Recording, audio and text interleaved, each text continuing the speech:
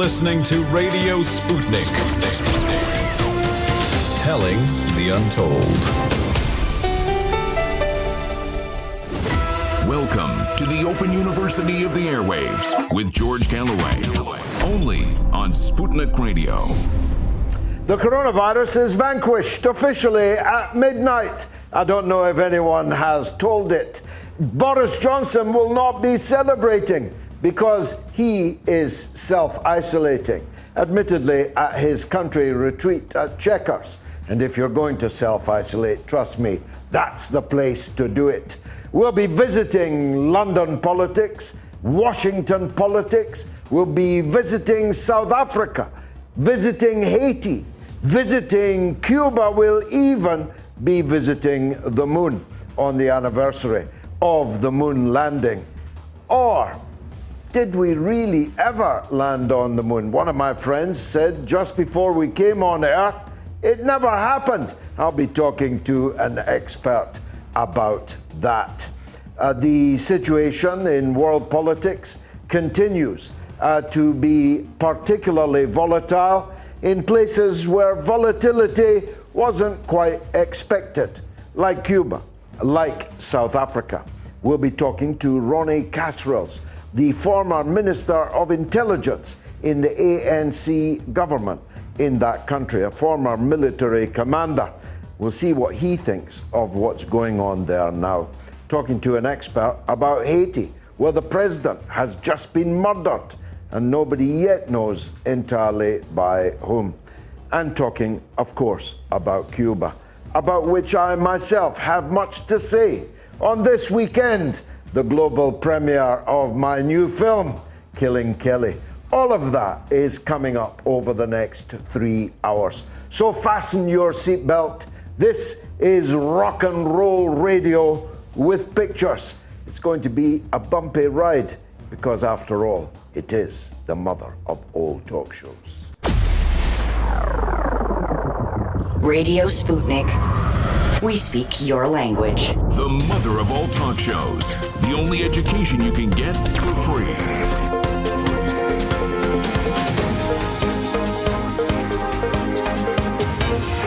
George Galloway. This is Radio Sputnik. Welcome to the mother of all talk shows, the College of Knowledge, the Open University of the Airwaves, where there are no tuition fees and where you are positively encouraged to talk back to the teacher, albeit an uneducated one such as myself. Your calls, your tweets, your emails are welcome throughout the show, and we'll get as many of you on air as we possibly can. You can listen to us in crystal clarity on FM in the Washington, D.C. area. 105.5 are the magic numbers there. You can listen on AM from coast to coast, from burning city to burning city, right throughout the United States. You can listen across the entire world on SputnikNews.com, thanks to the wonders of algorithms, internet. And you may be one of those 500,000 or more who every single week now are watching as well as listening to the show. And if you are doing so on Facebook, please share it with all of your friends on Facebook right now, because that algorithm is always busy. You can watch on my Facebook page, on RT's multiple Facebook pages, ditto on my YouTube channel. Do subscribe if you're watching on there. We still haven't got our medal from YouTube for getting over 100,000 subscribers. I don't know if they've just forgotten about us or whether they're hoping we'll go away. Hope they don't hope that too much, because they can always make us go away, which is why I'm encouraging everyone to follow me on my Telegram channel. You can watch on Telegram. You can watch on Instagram, at least the opening remarks. You can watch, as an amazing number of you do, live on your telephone on Twitter. But whatever, it's t.me, /George Galloway is the Telegram channel, t.me/George Galloway. Do follow me on that, because one day that might be the only place that you can follow me. Maybe I'm being pessimistic, but the rigors of the social media oligarchs were visited on the United States public just this week. And we'll be talking to Rachel Blevins, the inimitable Rachel Blevins, about that. The President of the United States has a whole unit in the White House getting people banned off Facebook, getting their videos taken down, getting their posts taken down, their pages closed, all the while demanding freedom of the internet in Cuba.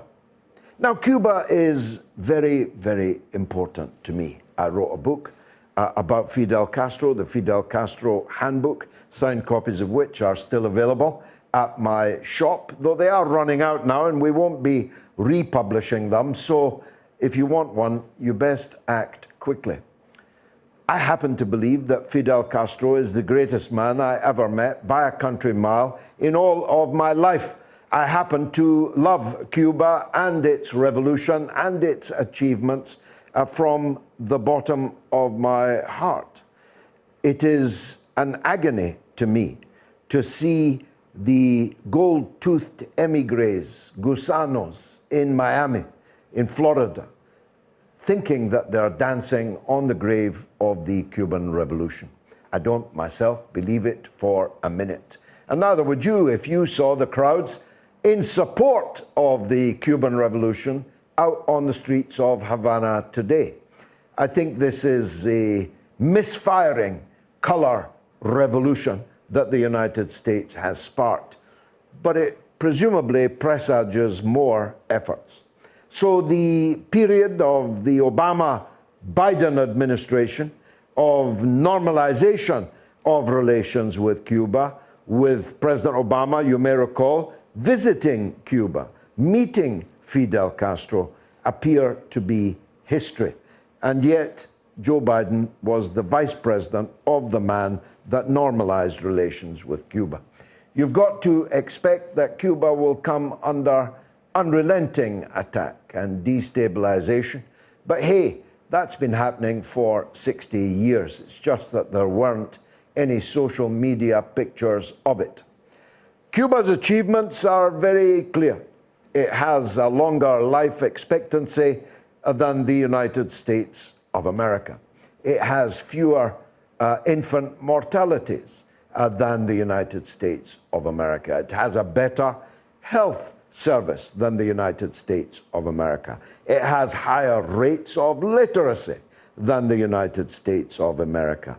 No children in Cuba, none, zero, go to work instead of school, but 120 million children go to work instead of school every day in the rest of the developing world, but not one of them in Cuba. Perhaps these are the reasons why the United States hates Cuba so much. But we've got to ask the question, what will be the next move? I'm sure the Cubans are asking that right now. One man that we have on the show who will, I think, have a point of view on this is the former military commander of the guerrilla fighters that brought down the apartheid system in South Africa and later became the first minister for intelligence in the ANC's South African government. Now, South Africa means a very great deal to me, too. If you have been a long-time follower of me, you know of my small role in the struggle against apartheid, which included traveling the length and breadth of apartheid South Africa under the direction of the African National Congress, led then by Nelson Mandela from behind bars in Pollsmoor Prison and in Pollsmoor Hospital. Mandela was very clear about how apartheid was finally defeated. He could have gone anywhere in the world once he was released from the apartheid dungeons, but he went directly to Cuba because of the role that Cuba had played in fighting the apartheid armies in Angola and in Mozambique, which helped to break the back of apartheid power in South Africa. And Mandela went there first specifically to say that. So apartheid was supported, of course, by the United States and Great Britain and much of the Western capitalist world. It was defeated. Between the hammer of the armed struggle of which my guest Ronny Kasrils was such a key figure, and the anvil of worldwide opposition to the horrors, the ugliness of apartheid. Imagine then the feelings of sadness of me and, much more importantly, of people who sacrificed much more to bring about democratic rule in South Africa, that the country appears to be disappearing in a vortex of violence, of civil disorder, of looting, of killing, and of general murder and mayhem. 200 people have been killed in the last week in South Africa. Many of them shot by shopkeepers whilst looting, others shot by the security services, others killed by the private security apparatus, which is, I'm afraid to say, ubiquitous now in the new South Africa. So we'll be talking to Ronny Kasrils, not just about South Africa, but about Cuba also. And you can't talk about Cuba without talking about Haiti, because Haiti is what Cuba would have been if not for the glorious victory of Castro and the 26th July movement back in 1959. The fate of Haiti, a sink of misery, of drug addiction, of rampant criminality, of gang warfare, of racism, of rapine, of regular coups against the rigged electoral choices thrown up by the Haitian elections. But as far as I know, the president that was murdered last week by persons unknown is the first Haitian leader literally to be killed by gunmen whilst in office. Most of the gunmen were Colombian former service personnel. Colombia is a key ally of the United States of America. Two of the murderers were American citizens, albeit of Haitian extraction. We'll be talking to an editor of Haiti Liberté, a very considerable expert, Kim Ives, about what's really going down in Haiti, and above all, I suppose, what's going to happen next. We'll be talking, as I say, about American politics, about the extraordinary démarche of President Biden. I don't know if he knew he was there or knew what he was saying, but he accused the Facebook in particular of killing people by allowing modicum of freedom of speech on their platforms. We'll be talking, as I say, to Rachel Blevins about that. We'll be talking about the anniversary of the landing on the moon, if it happened. But we'll also be talking about the film I launched at the Everyman Cinema in Muswell Hill, and a big thank you to them for a most beautiful venue and a flawlessly run event. The film is even better than I imagined it to be. I saw it last night in toto for the first time, because of course I've seen every frame in it many, many times, but I hadn't seen it sewn together so beautifully by our director, Sean Murray, the rising star of Irish cinema.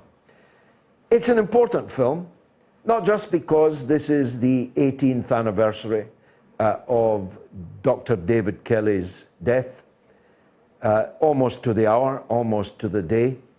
Not just because David Kelly is a human being that deserved better than what happened to him. Not just because he left behind a grieving family who must, I'm sure, still be unclear as to exactly how he met his end. It's important for all of those reasons. But it's even more important because it is an example of the extent to which that the Britain we thought we knew had begun to disappear under the Blair rule. The Britain that we thought we knew, which has been changing even more rapidly since 2003. The Britain where we thought we had relatively, I stress relatively, uncorrupted institutions, uncorrupted courts, relatively uncorrupted police, a relatively uncorrupted system of inquests and proper handling of unexplained deaths. An era in which it, obviously now looking back on it, became clear that we were ruled by brazen liars. There had always been in politics a space for terminological inexactitudes. There had always been a history of being economical with the actuality. One government minister, the Minister for War, Profumo, had had to resign for lying to the House of Commons back in 1963 about the fact that he was having an affair with a call girl, Christine Keeler. Fast forward 40 years, and it's now clear we had a Prime Minister, indeed a whole government, that was at the dispatch box lying through its teeth every day about the need to invade and occupy Iraq, and the need to exclude, to crush, maybe even to kill anyone who stood in the way of that corruption of democracy in our country was dispensable. The Blair gang, the gang that couldn't shoot straight, killed a lot of people, but they also killed the faith in our institutions, in our system, in our democracy that had been held generation after generation by the vast majority of British people. My late father, God rest his soul, being one of them, who went to his grave believing that Britain was the greatest country in the world. And while all those things that I've just talked about could be found in profusion in every other country in the world, Britain was somehow special. That when our Prime Minister spoke, especially if he was citing the findings of our intelligence services next door and across the river from me now, and listening to every word, of course, that I'm saying, that when a Prime Minister spoke, citing our intelligence services, we had no choice but to believe them, for they scarcely would lie about something as important as that, would they? Well, when you see the film, which you can order right now, but don't watch it till after the show, you can rent it for £4 and you can buy it for £6, or you can buy a DVD which will be signed and posted to you for £10. The details will be up later. And I'll be talking to the man whose courage, some people say I was brave to make the film, maybe a wee bit, but the Right Honourable Norman Baker was much braver when he wrote the book on which the film is based, The Strange Death of Dr. David Kelly, because he wrote it not long after the demise of the aforementioned Dr. David Kelly. We'll be talking to the Right Honourable Norman Baker on the show in, I think, the final hour, perhaps in the third hour, in the last hour. So here's George's general knowledge. Question 1. In this week, if it happened, in 1969, men from the Apollo 11 mission first walked on the moon, if they did. Who designed their spacesuits I bet you don't get this one. Was it A, Playtex, B, Pierre Cardin, or C, Bonnie Cash In? Answers right after the break. Radio Sputnik.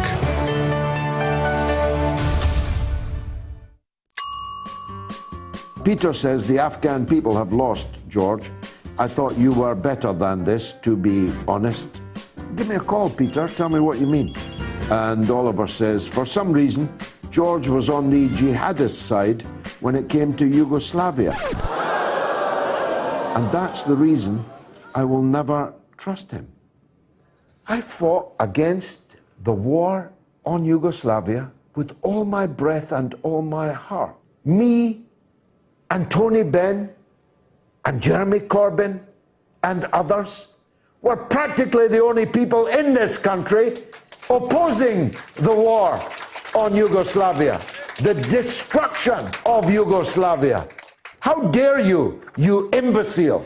If you have any guts, you'll pick up the phone right now and call this show and justify that utter slander. Really.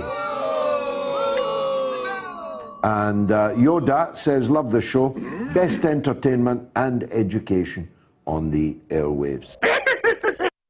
Tough questions are the most powerful weapon we have. As long as you have questions, we'll keep asking.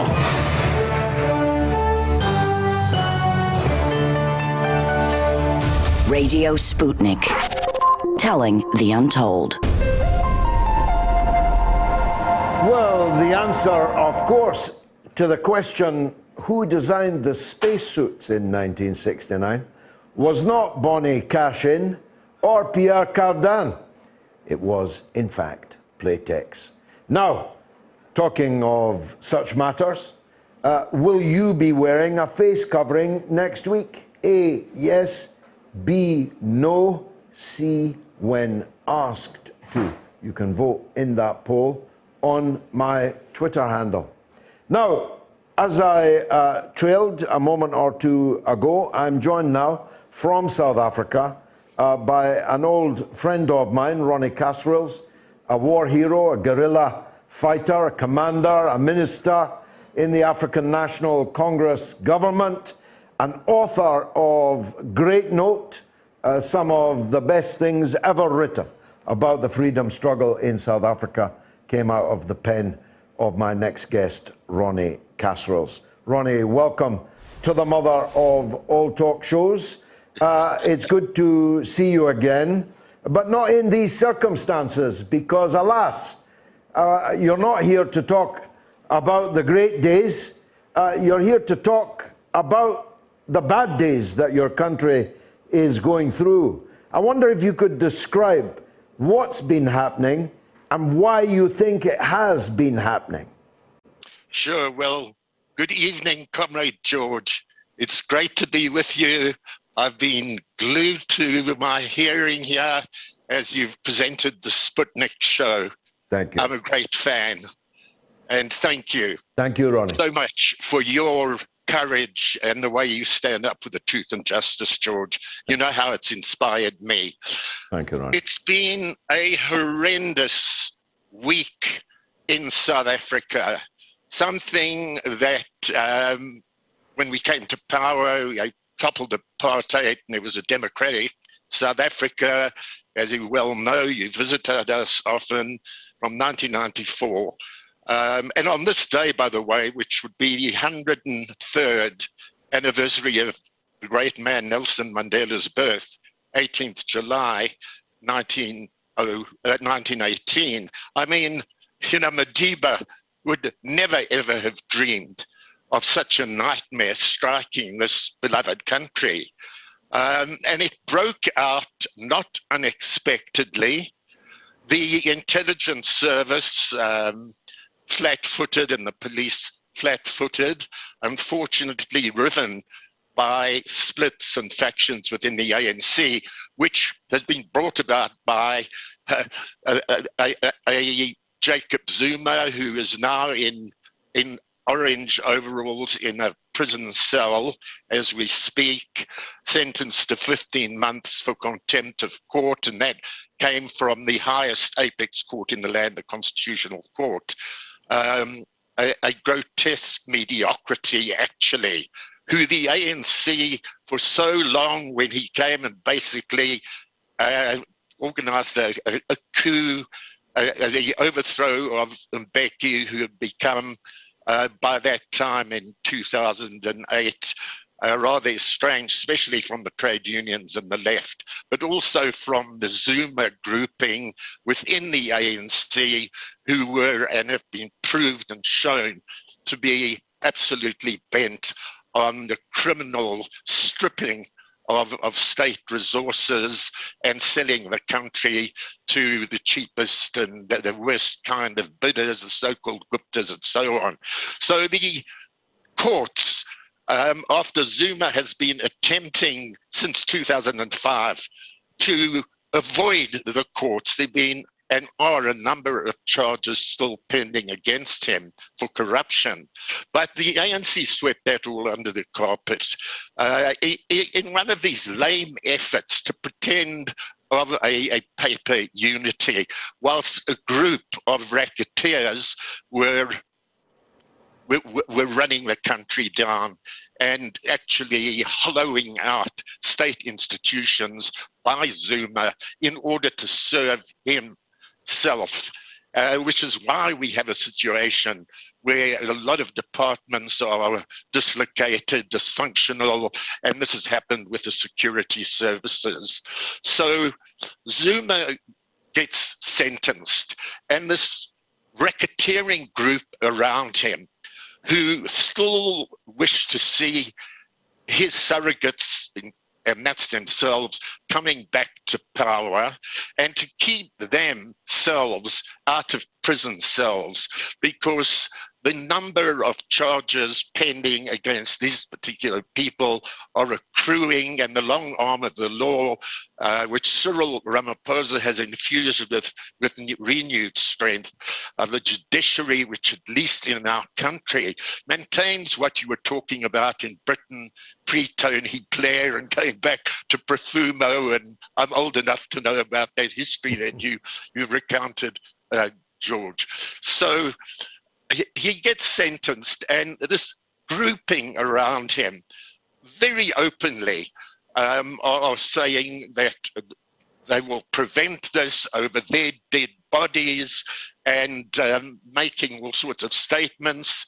When he, at the final hour, surrenders himself to the police, we've seen from his very own family on social media statements about destabilizing the country if Jacob Zuma serves the sentence. With that particular political agenda, you've got to connect it to the enormous, and it goes back to Madiba and the compromises from 1994, socio-economic problems, crisis in a country which has inordinate unemployment. It's a figure over 42% by the Statistician General. In relation to younger people up to the age of 25, they've never seen work. You take it up to majority, you take it up to the 35 years old, and they are part of an unemployed, which is 70% in the country, with this enormous poverty and the yawning gap of comfortable South Africa, which is 20% of our people, and of course a couple of percent as elsewhere in the neoliberal world, with the corporates and the greed and the control going back into colonial and apartheid times of the economy. And we've had people predicting bread riots, explosions, ticking time bombs. So it wasn't a surprise that the Zuma grouping make the threats, go onto social media, calling for protest and a situation breaks out just over a week ago when the first action on the arterial highway, the economic lifeline of South Africa from the big port of Durban, serving the Gauteng area. We're talking about between Durban and Johannesburg, 70% of the economy. Suddenly, there's an attack on trucking on that highway, and something like a score of trucks get burnt out Thursday a week ago, and then by the Sunday, triggered by statements in social media, etc., you suddenly get this outpouring, which was absolutely a nightmare of looting frenzy gone on steroids.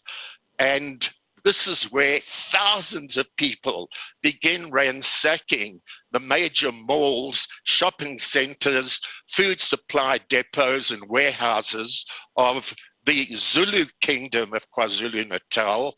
And then attendantly, and you know South Africa well, George, in the Gauteng, Joburg, Pretoria area, again into areas where migrant workers, terribly poor and suffering, but traditionally locked in to that Zulu kingdom and increasingly behind the Jacob Zuma narrow nationalist agenda. I mean, it's increasingly become a native Zulu in his life, again, playing that ethnic card. It's that blow up, and the police are nowhere to be seen. And this ransacking takes place, which strips these food malls and the shopping areas absolutely to the bones, and of course in the Gauteng area to a certain degree. So this is the uproar that's taken place, and government is slow in responding.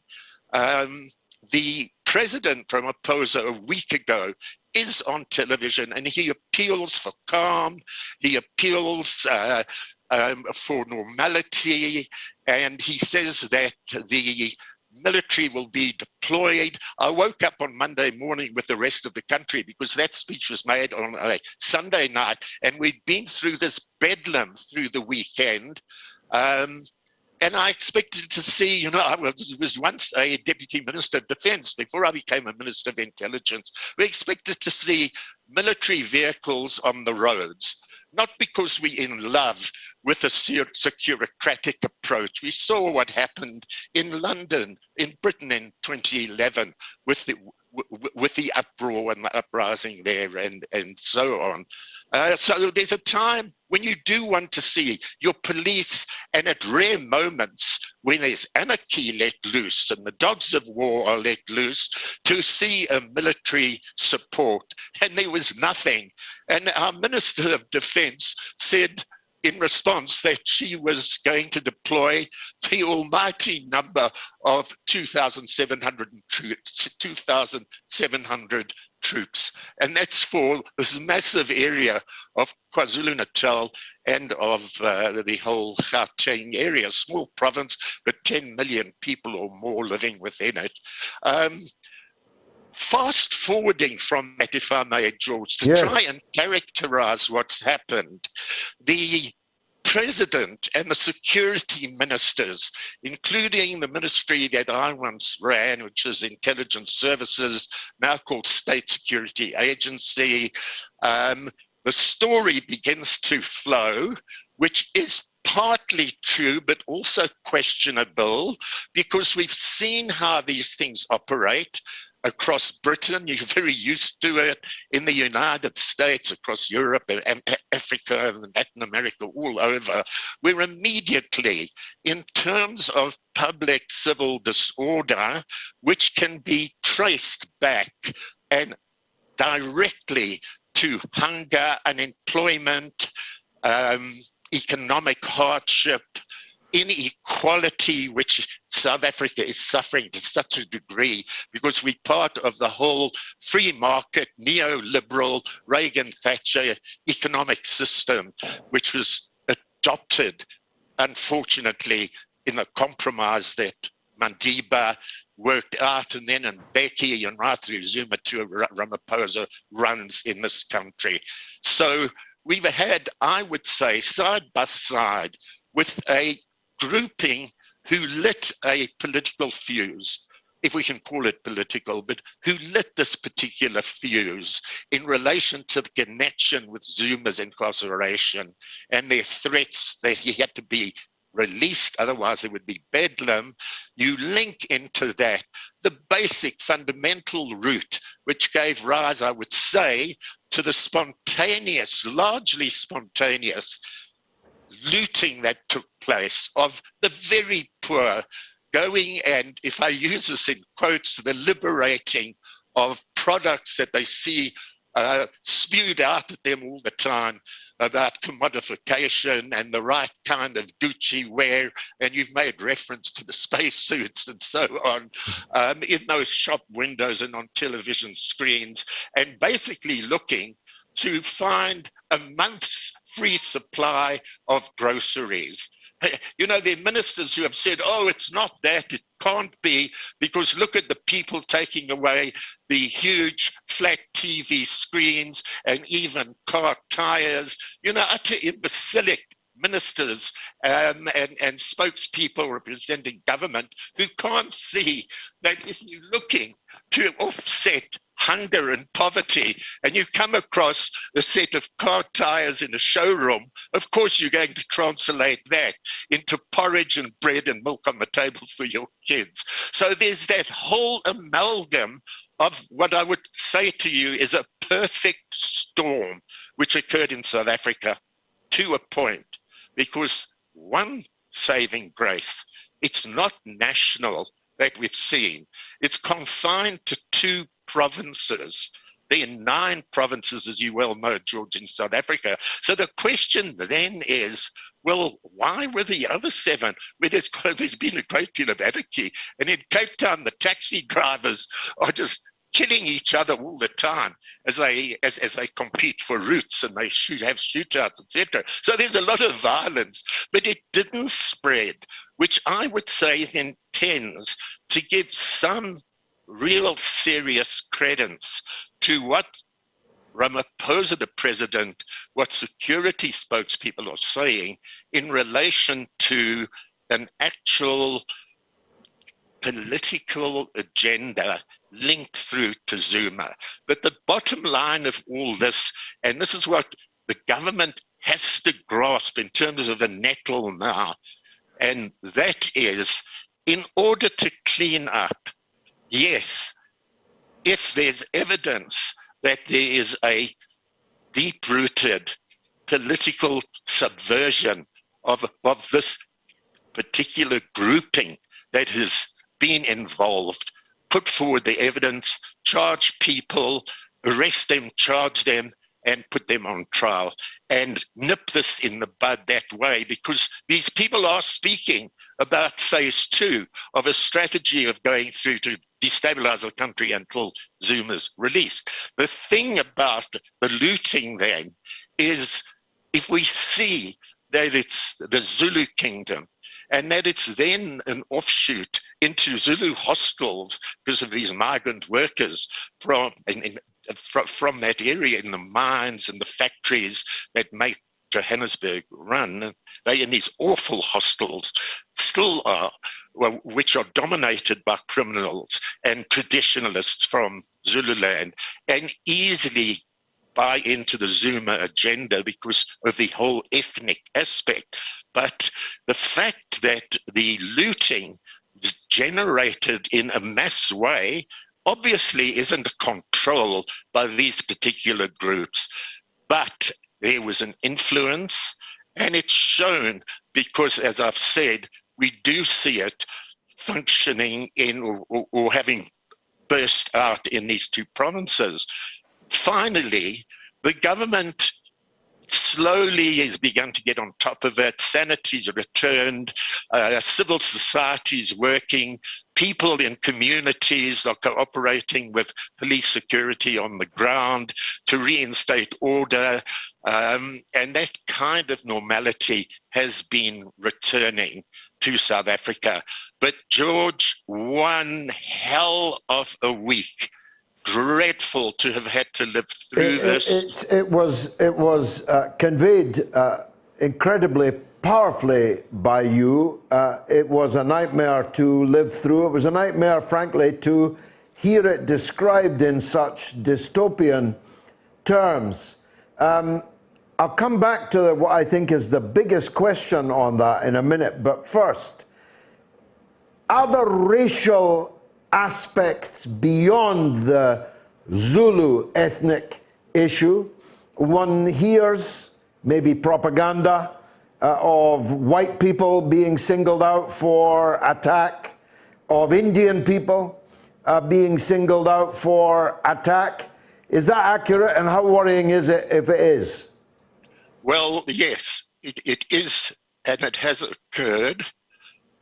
Put this within the broader context of the fact that as much as South Africa has advanced and developed in these years, and we should have done far, far better, that we've found and seen, again, and I would say it's linked into socioeconomic roots, we've seen outbursts over the years, xenophobia, not just out of the Zulu kingdom, the KwaZulu-Natal province, or on the Gauteng area, but also out of Cape Town, out of the Eastern Cape, out of smaller parts of South Africa, where at specific times there have been outbursts of xenophobia against so-called foreign nationals, not white, and I'll come to whites, but people from as far afield as Somalia, who are small traders in this country, Pakistanis, people from Bangladesh, where it's been Asianized xenophobia and Africanized in relation to, as I've said, Somalia and West Africans, because South Africa's had its open borders and there's been this huge influx of people from abroad. And a lot of that we also have seen is connected to local traders who are anti the competition from business groups who are able to organize themselves in a collective way to buy cheaply and sell cheap goods, undercutting them in the townships. So we've seen that particular aspect at play. We've also seen pockets of white racism and dreadful attacks on black people and killings by farmers, for instance, of a black laborer who they've accused of stealing a sunflower. There are cases like this that have littered the landscape over these years. So the country has not really come to grips with the racist cancer, which is still here, those seeds from the past. And we know from Britain, from France, from Germany, from the United States, North America, wherever, Brazil, how hard it is to deal with these aspects. So in this particular instance, there have been some very ugly scenes at townships where, you know, there's still the apartheid divisions, where you have Indian townships, as they call. These are South Africans of Asian Indian origin who have been here 150 years and so on, protecting their particular communities against the ravages of this turbulence and larceny and lootings that we've seen. And at Phoenix, a specific township where it goes actually back, there's long history, because it's an area where there's some wealth amongst the Indian population and also a lot of poverty, but Chikbajal surrounded by black African areas. And there have been problems in the past. It's been something of a hotspot. So in this past week, what is surfacing, and we're still not sure, there's talk about 20 young black people were slaughtered by these Asian defenders of their territory. You've also seen in white or mixed race and white areas similar defenses of communities in terms of the so-called, black peril, this rise of looting criminality that they perceive from the indigenous African areas. So this aspect is worrying. It has come to the fore. There have been very strong attempts immediately by government. The president's been in those areas, police spokespeople, military presence, etc., to cauterize that. But South Africa continues because of the fact, and I'll go back to the compromises on the economy under Madiba, and not just saying that was 100% bad. We go back, and you've got to, in history, we don't have time to just go through the analysis of why the compromises took place in order to ensure the political transition to power. But as we well know, there are trade-offs which are actually unacceptable, where the chickens come home to roost, George. Yes. And we've seen these chickens coming home to roost because we fail to deal with the key fundamental roots linked to free market economy and austerity. The fact that the government, from Mandela right through to Ramaphosa now, have failed to address the crying needs of the poor in our country. And I'm talking about 80% who do not live the protected, comfortable life of 20% of us. I wish we had more time. I've only time for one more question, though we could actually give over the whole show to this, because the compromises of which you speak are, of course, compromises or conditions that exist in almost all countries, perhaps with the exception of China, in all countries, and perhaps even there.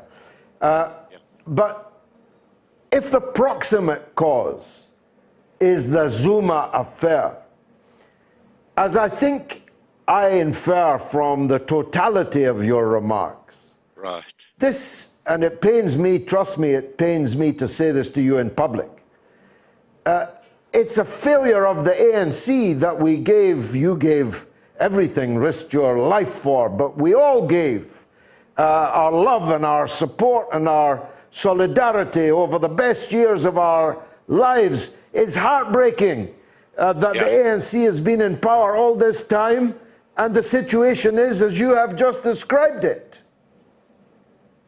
Exactly, that is the proximity. And, I don't want to blow my own bugle, but I challenged Zuma in 2005 within the ANC's National Executive Committee, its highest committee, elected by its 5-year conference. And Zuma at that stage had run foul of Mbeki and of the country because of his connection with his former financial advisor, who had been sentenced in a court of law for financial corruption and racketeering, and connected to Zuma. And Zuma had been mentioned by the judge as being part of a corrupt relationship. But post-1990, we came back from exile. As you know, I and others, I'd worked closely with Zuma. And there was questioning we had about his narrow nationalism and secrecy and ambitions which were unhealthy. And there were warnings, but the ANC desperately needed a Zulu figurehead.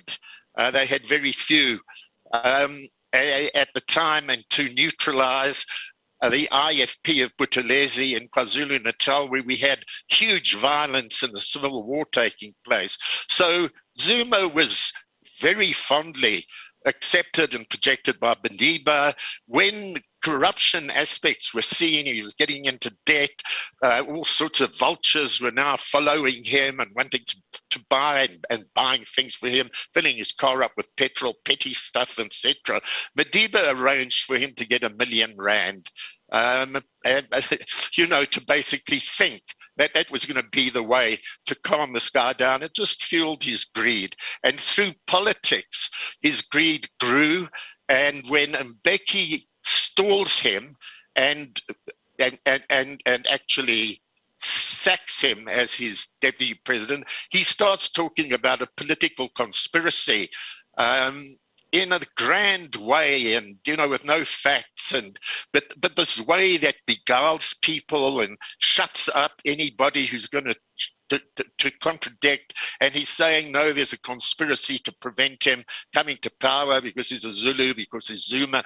And I challenged him in the National Executive Committee. He couldn't answer. He wouldn't answer.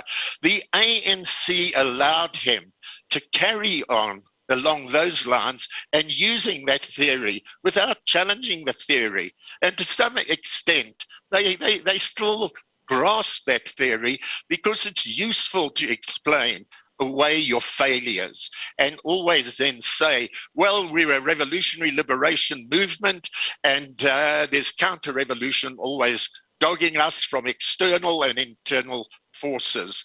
And when you have that kind of situation, you create a hero figure, you create impunity around the man, you don't question this, and it led then to his coming to power as president, and then those awful years, a dozen years or so, in which he ran down the country. It's called the state capture issue.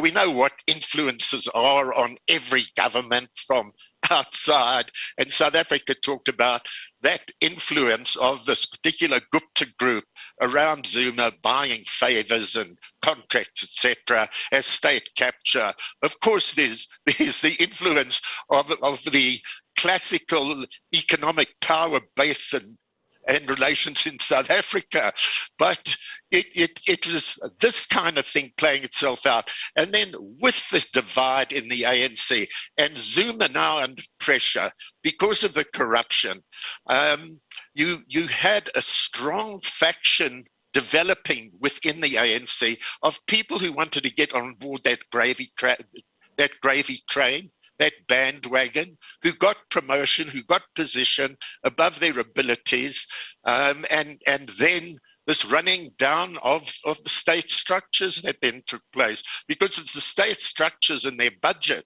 that these people basically focus on as rentiers and as stripping the state, because they can't really compete with the traditional economic power relation and control of the country. And that's where the state had come in for this absolute theft that has taken place and the weakening of the state. So the ANC became rotten. And there's that struggle that you're referring to, and that politicized agenda within police and intelligence and so on, that so affected the situation in the country. So this is at the door of the ANC. It's not the ANC that we once knew. They pretend they are, and the big question for Ramaphosa is, if in fact there's going to be a renewal in the ANC, and it's got a movement in relation to that within the ANC, people who want to save it, a lot of people who are honest and decent. And if he's going to win that, of course, he's got to rid himself of the Zuma grouping, which is underway. I believe their shelf life is up, and Zuma's shelf life is up. He doesn't have the patronage power of buying people and giving favors, etc. So I think that's on the wane, and that's why they're so desperate at the moment with the game, this absolutely dangerous, sinister game that they're playing.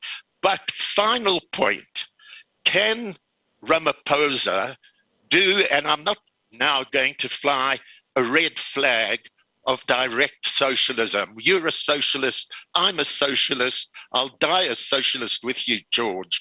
And we know that's the really the only way to save this benighted world, from Haiti to India, from the Philippines to Britain and all over Latin America, etc. But we don't have the united, strong trade union movement of yesteryear, of the 1980s, of even 1994. They're weak, as has happened elsewhere in the world, for the reasons of neoliberal rundown of our industries, etc. Can Ramaphosa, therefore, and I'm old-fashioned, and I believe in history like you do, it's got the lessons for us, but I use the words FDR, Franklin Delano Roosevelt. I'm not going to say he's the angel that is projected as, by that way of buying, spending, going against austerity, going for New Deal, job creation, and infrastructure building, giving people jobs, turning the wicked corner that South Africa became part of, having the guts and the courage again to reinstate the liberation, morality, and ethic that we built up over all those years of struggle for international solidarity. ANC was social democratic, but at least that kind of recipe, which in this day and age needs inordinate power. We see Venezuela, we see Cuba. Of course, with China, it is so much different because of the power that they have. But it's that kind of response that I'm talking about that South Africa urgently needs to get out of this deep, deep hole, not only that Zuma has dug, but that we unfortunately have overseen since 1994. Finally, we both know, although not everyone, only people of a certain age know, the debt that Free South Africa owed to Cuba. We now see an obvious regime change operation being mounted. It may have misfired, certainly seems to have run out of steam very quickly. What's your take on what they're trying to do in Cuba, and what's your analysis of its chances of succeeding? Let me respond to that first. It's got no hope of succeeding. And why? Because the Cuban revolution is people-based, as we well know, and everything that they've done since the Cuban Revolution of 1959 has been to develop their economy, their health services, their education programs, to their military power, their street committees, in order to protect their revolution, in order to advance the people's living conditions. And we know how that has taken place, and the enormous success and achievements, so much so that Cuba's international solidarity stemmed from that and embraced so many scores and scores of countries, including countries like Angola, South Africa, Namibia, Zimbabwe, Mozambique, in relation to the liberation struggle against racism, against the CIA, and helped, as Castro pointed out, about the Battle of Chritsys in Africa, in Angola, which vanquished the South African forces, that the history of Africa would have to be written as before and after Chritsys, etc. But yes, there's disquiet we see in the streets. We visited Cuba. I was taken to areas from where dissatisfied people have emerged and have emerged in the past, because it's not the first time we see protest. And why? It's precisely because of the wickedness of American sanctions and the way that is applied in the most criminal way, the blockade and embargo of Cuba against not just the Cuban people, but against the voting at the UN General Council, where only 2 countries voted against the lifting of the embargo, and that was the United States and his damn friend, the criminal regime, Zionist regime of Israel, just the other day. So, of course, what we're seeing is what we've seen fermented all over the world. And you're referring earlier, you made reference to Yugoslavia, the role of NATO there, the role of NATO throughout Europe, these color revolutions, etc.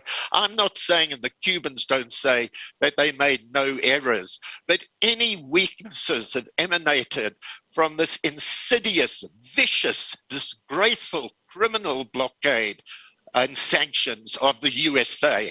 And it's being dealt with. And sometimes we've seen some scenes of people being roughed up and taken off and carted off to prison. They're breaking the law. If that is the case, they're being dealt with that way. So it's not something that we're happy about. It's something that we see as the kind of threat of the American empire, reinforced by NATO, reinforced by the United Kingdom, to roll back the tide that you and I lived through, George. And we're lucky to be alive today, but I'm talking about the great anti-colonial struggles post the Second World War, which changed the war, which saw the downfall of colonialism of the empires of Europe, Britain and France, Germany, and so on, Portugal, Spain, Belgium, and then the United States. And what have we been seeing occurring? And whether it's Trump, whether it's Biden, it's American foreign policy, it's what's ripped apart the Middle East, from Afghanistan through to Palestine, Syria through to Iraq, the areas that you've done such good work in and continue to. But it's that attempt we're living at a time where, on the one hand, socialism broke down in so many countries.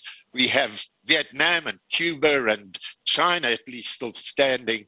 And we've seen the ravages then under the neo-colonial empires of the world today. But it is an America in decline that can still do so much harm.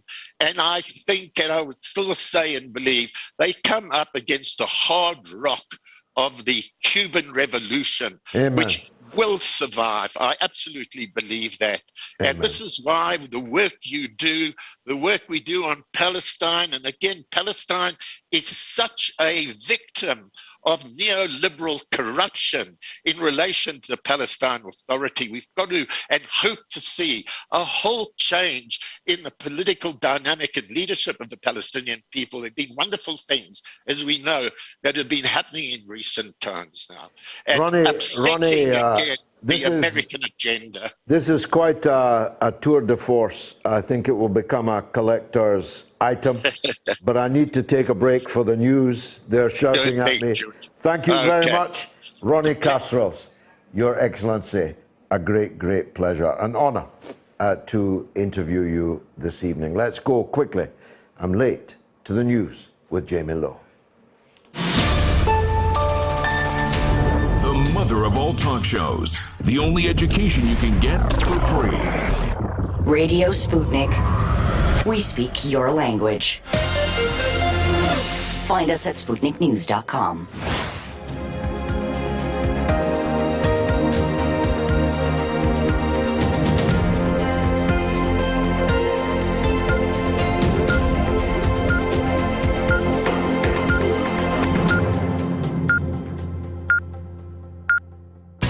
Radio Sputnik News. The British Prime Minister and Chancellor will now self-isolate after contact with Health Secretary Sajid Javid, who tested positive for coronavirus. The U-turn comes just hours after they said they would take part in a pilot scheme involving daily testing instead of self-isolation. Opposition parties had said it suggested there was one rule for them and another for the rest of us. Downing Street said Boris Johnson will conduct meetings remotely at his country residence, Chequers.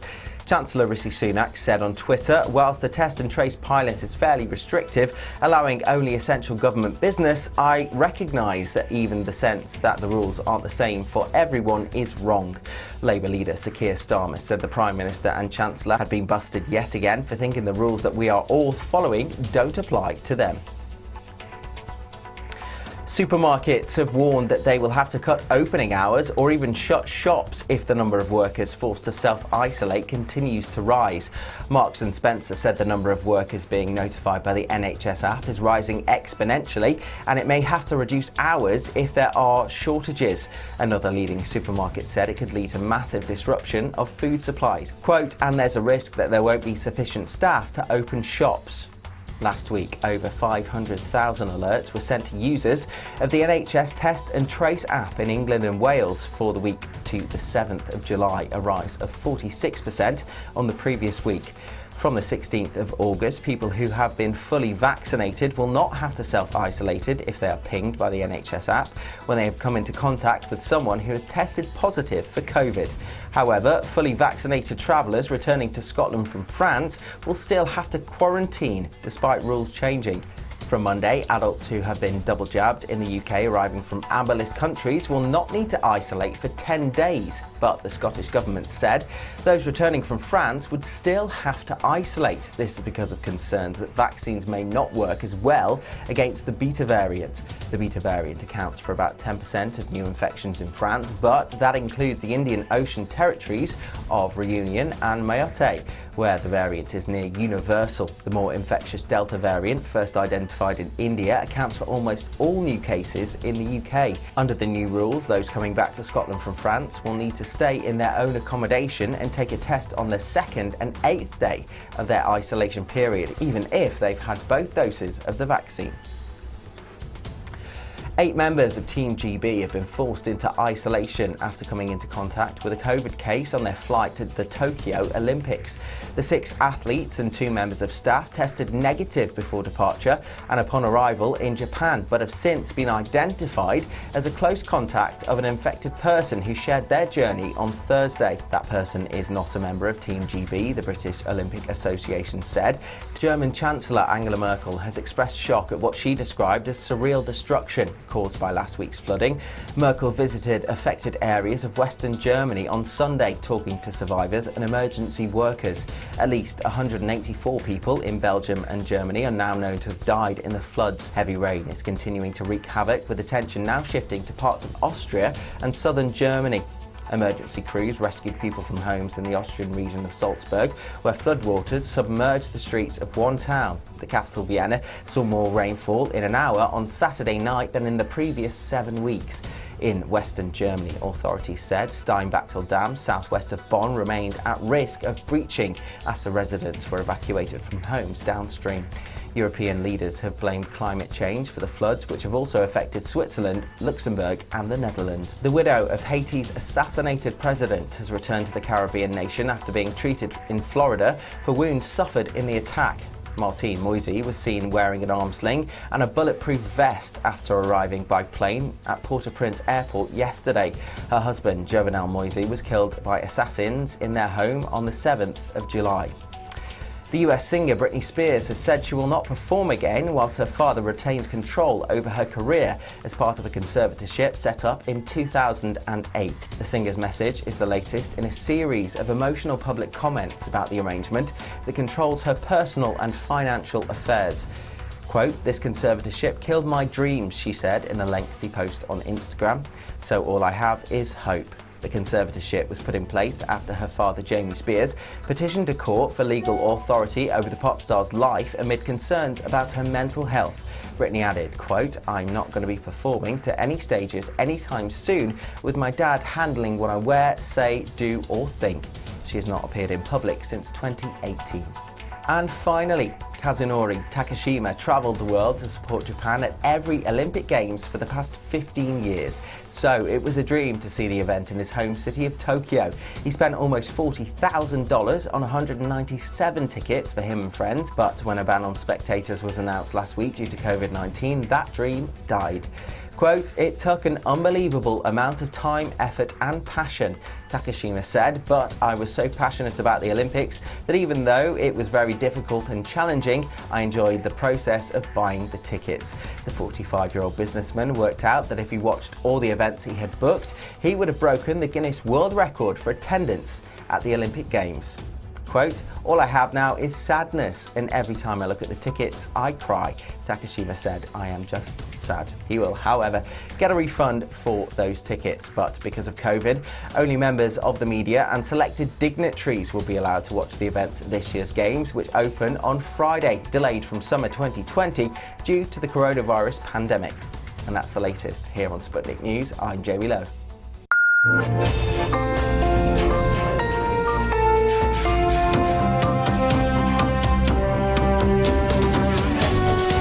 You're listening to Radio Sputnik.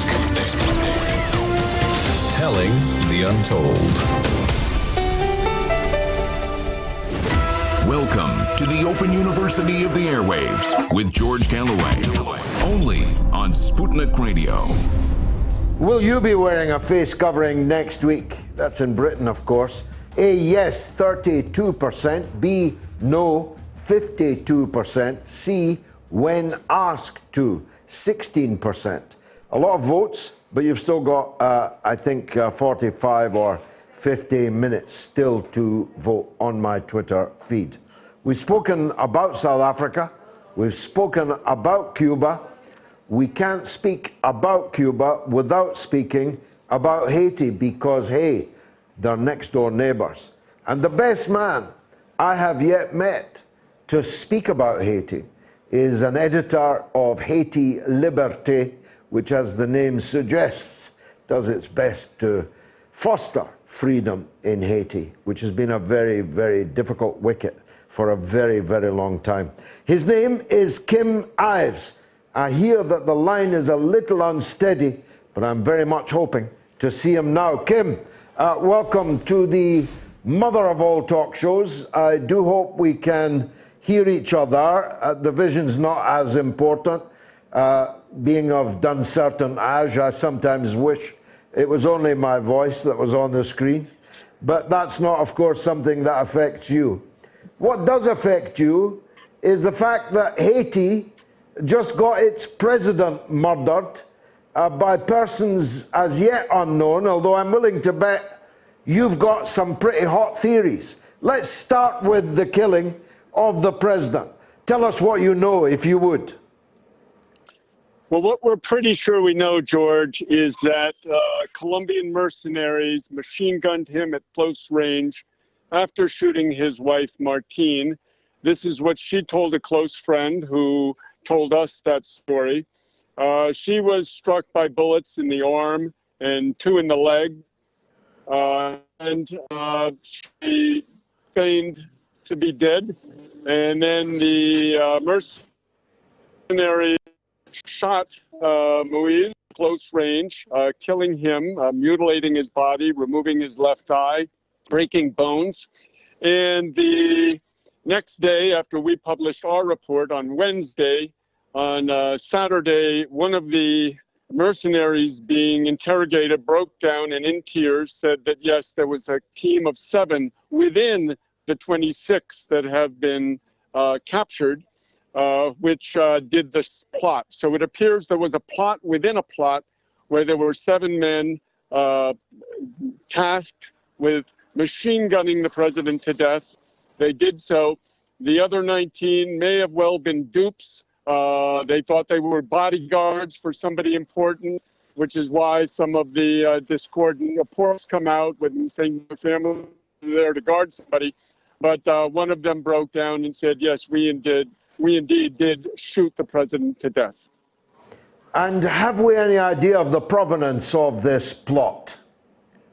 No, we don't. My working hypothesis, our working hypothesis at Haiti Liberté, is that it was the sector of the bourgeoisie, which is very rich, which paid for it and commissioned it. And this is in particular 2 families, the Boulos family, or I should say Reginald Boulos, who is a sort of businessman now turned presidential candidate, and another family called Vorb. The entire Vorb family is a little like the Chamorro family in Nicaragua. They're all over the map, but Dmitry Vorb ended up becoming a fierce opponent of Jovenel after Jovenel that he wasn't going to pay Vorb's sweetheart deal on electricity. He has an energy production company which was supporting the grid. After the Petrocaribe deal fell through in 2018, Jovenel came to him and said, listen, dude, I can't pay you what you want. And the guy went over to trying to unseat Jovenel. So we're pretty sure that the provenance is from this sector. They seem to have the motive, they have the means. And one thing for sure, too, we have to keep in mind is that for us, it's impossible that the U.S. Embassy, which has antennas all over its roof, it's the fourth largest embassy in the world for the U.S., and they follow all the cell phone traffic, all the internet traffic. We think it's impossible that they could not have had a notion about this. They formed a preval in 2000 about a plot against him. They foiled it at that time. Why didn't they inform Jovenel about this one? We don't know, but this suggests they might have, at the very least, had a wink and a nod with respect to the operation. Such is the dysfunctionality, quite often, but certainly now, in Haiti. What are the prospects of the killers of the president being brought to justice?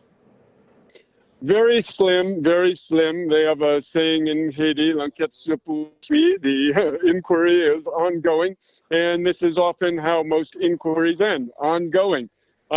These people, if it is indeed the sector of the bourgeoisie, they're very powerful. Somebody like Reginald Boulos can't even really be considered Haitian. He's really part of the transnational bourgeoisie. He has holdings everywhere in the States, in neighboring Dominican Republic, in Haiti, of course. And he was, in fact, born an American citizen. He reclaimed some of his Haitian nationality back when he was 18. So this is a very powerful man.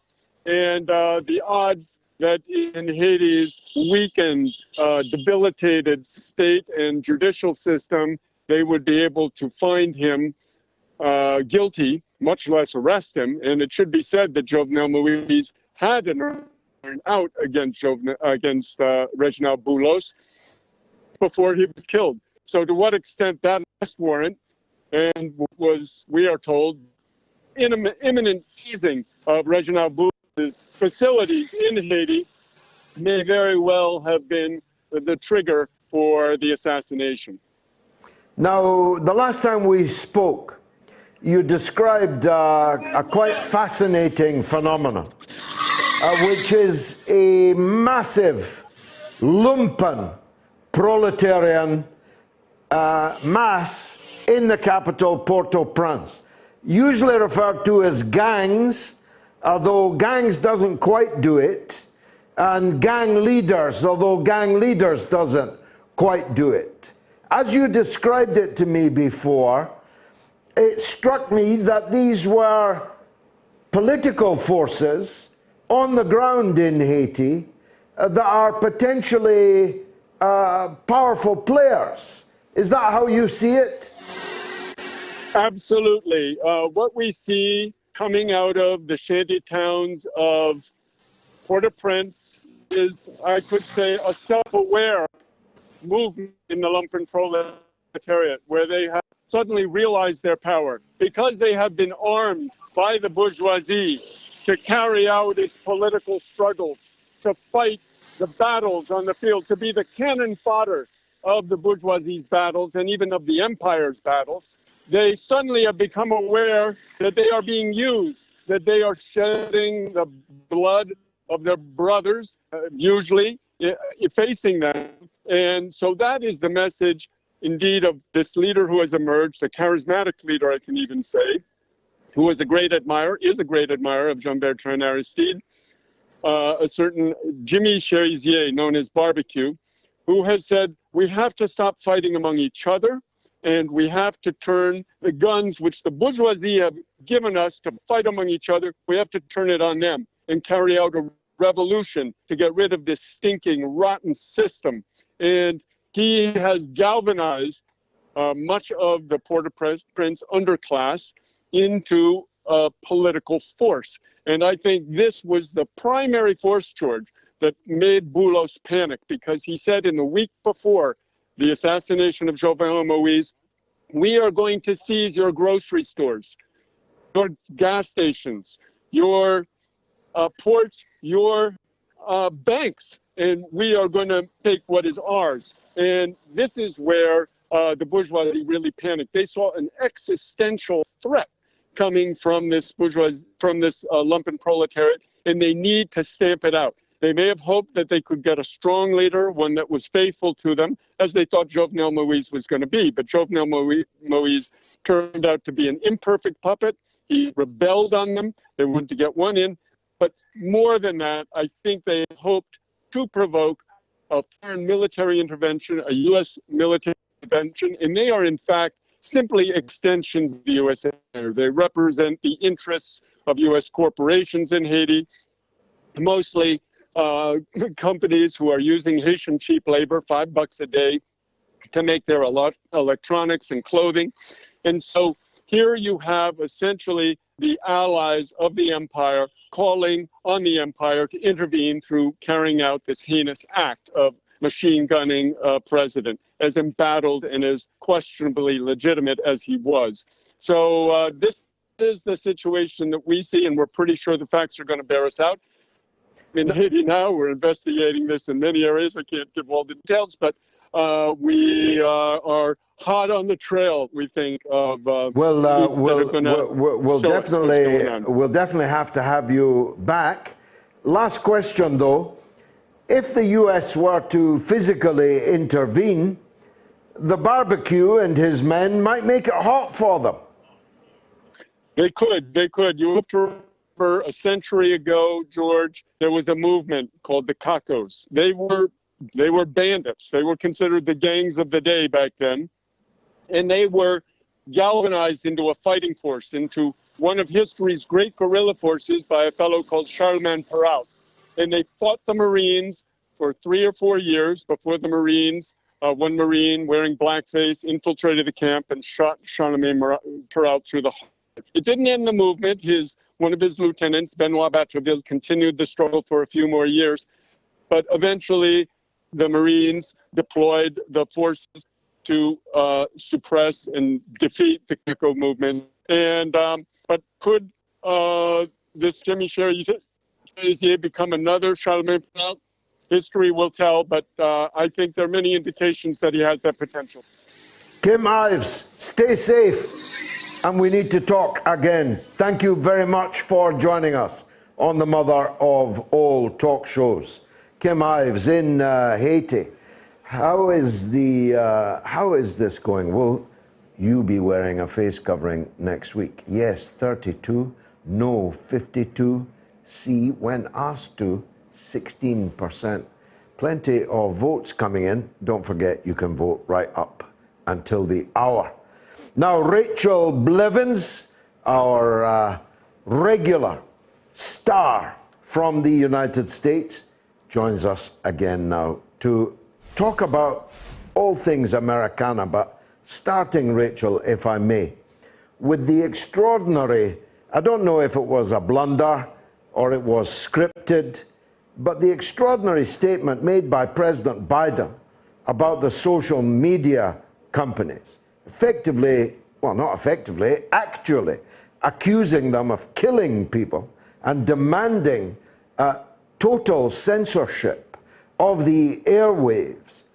And the irony of that coming on the same day, he was condemning Cuba for a lack of internet freedom. Go, tell us, how did this happen? What does this mean?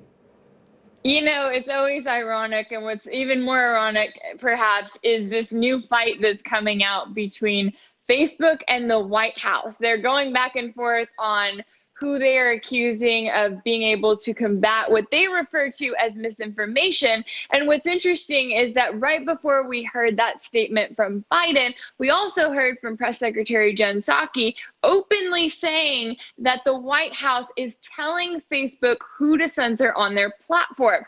Now, think about that in context of just any other thing that they could possibly talk about, what the White House refers to as misinformation. One, that could mean literally anything. Two, we're hearing from the White House that is admitting that they are the ones working with Facebook, that the Surgeon General is telling Facebook who to block, what posts to take down, which posts to promote on different people's timelines.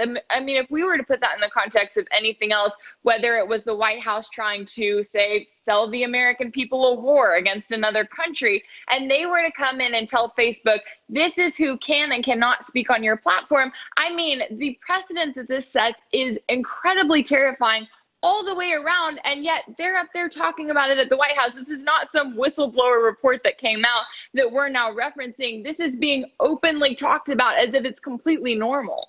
Yes, and I saw President Biden say it in not as many words and not as eloquently, but that's what he said. And this in the context of the standard US and British trope that other countries don't have freedom of speech, that their governments tell the media what they can and cannot say. But this has got form, doesn't it? Because I was looking again the other day at the Hunter Biden story and the laptop, which we now know for certain was his laptop. He handed it in to the repair shop. It's his signature on the receipt.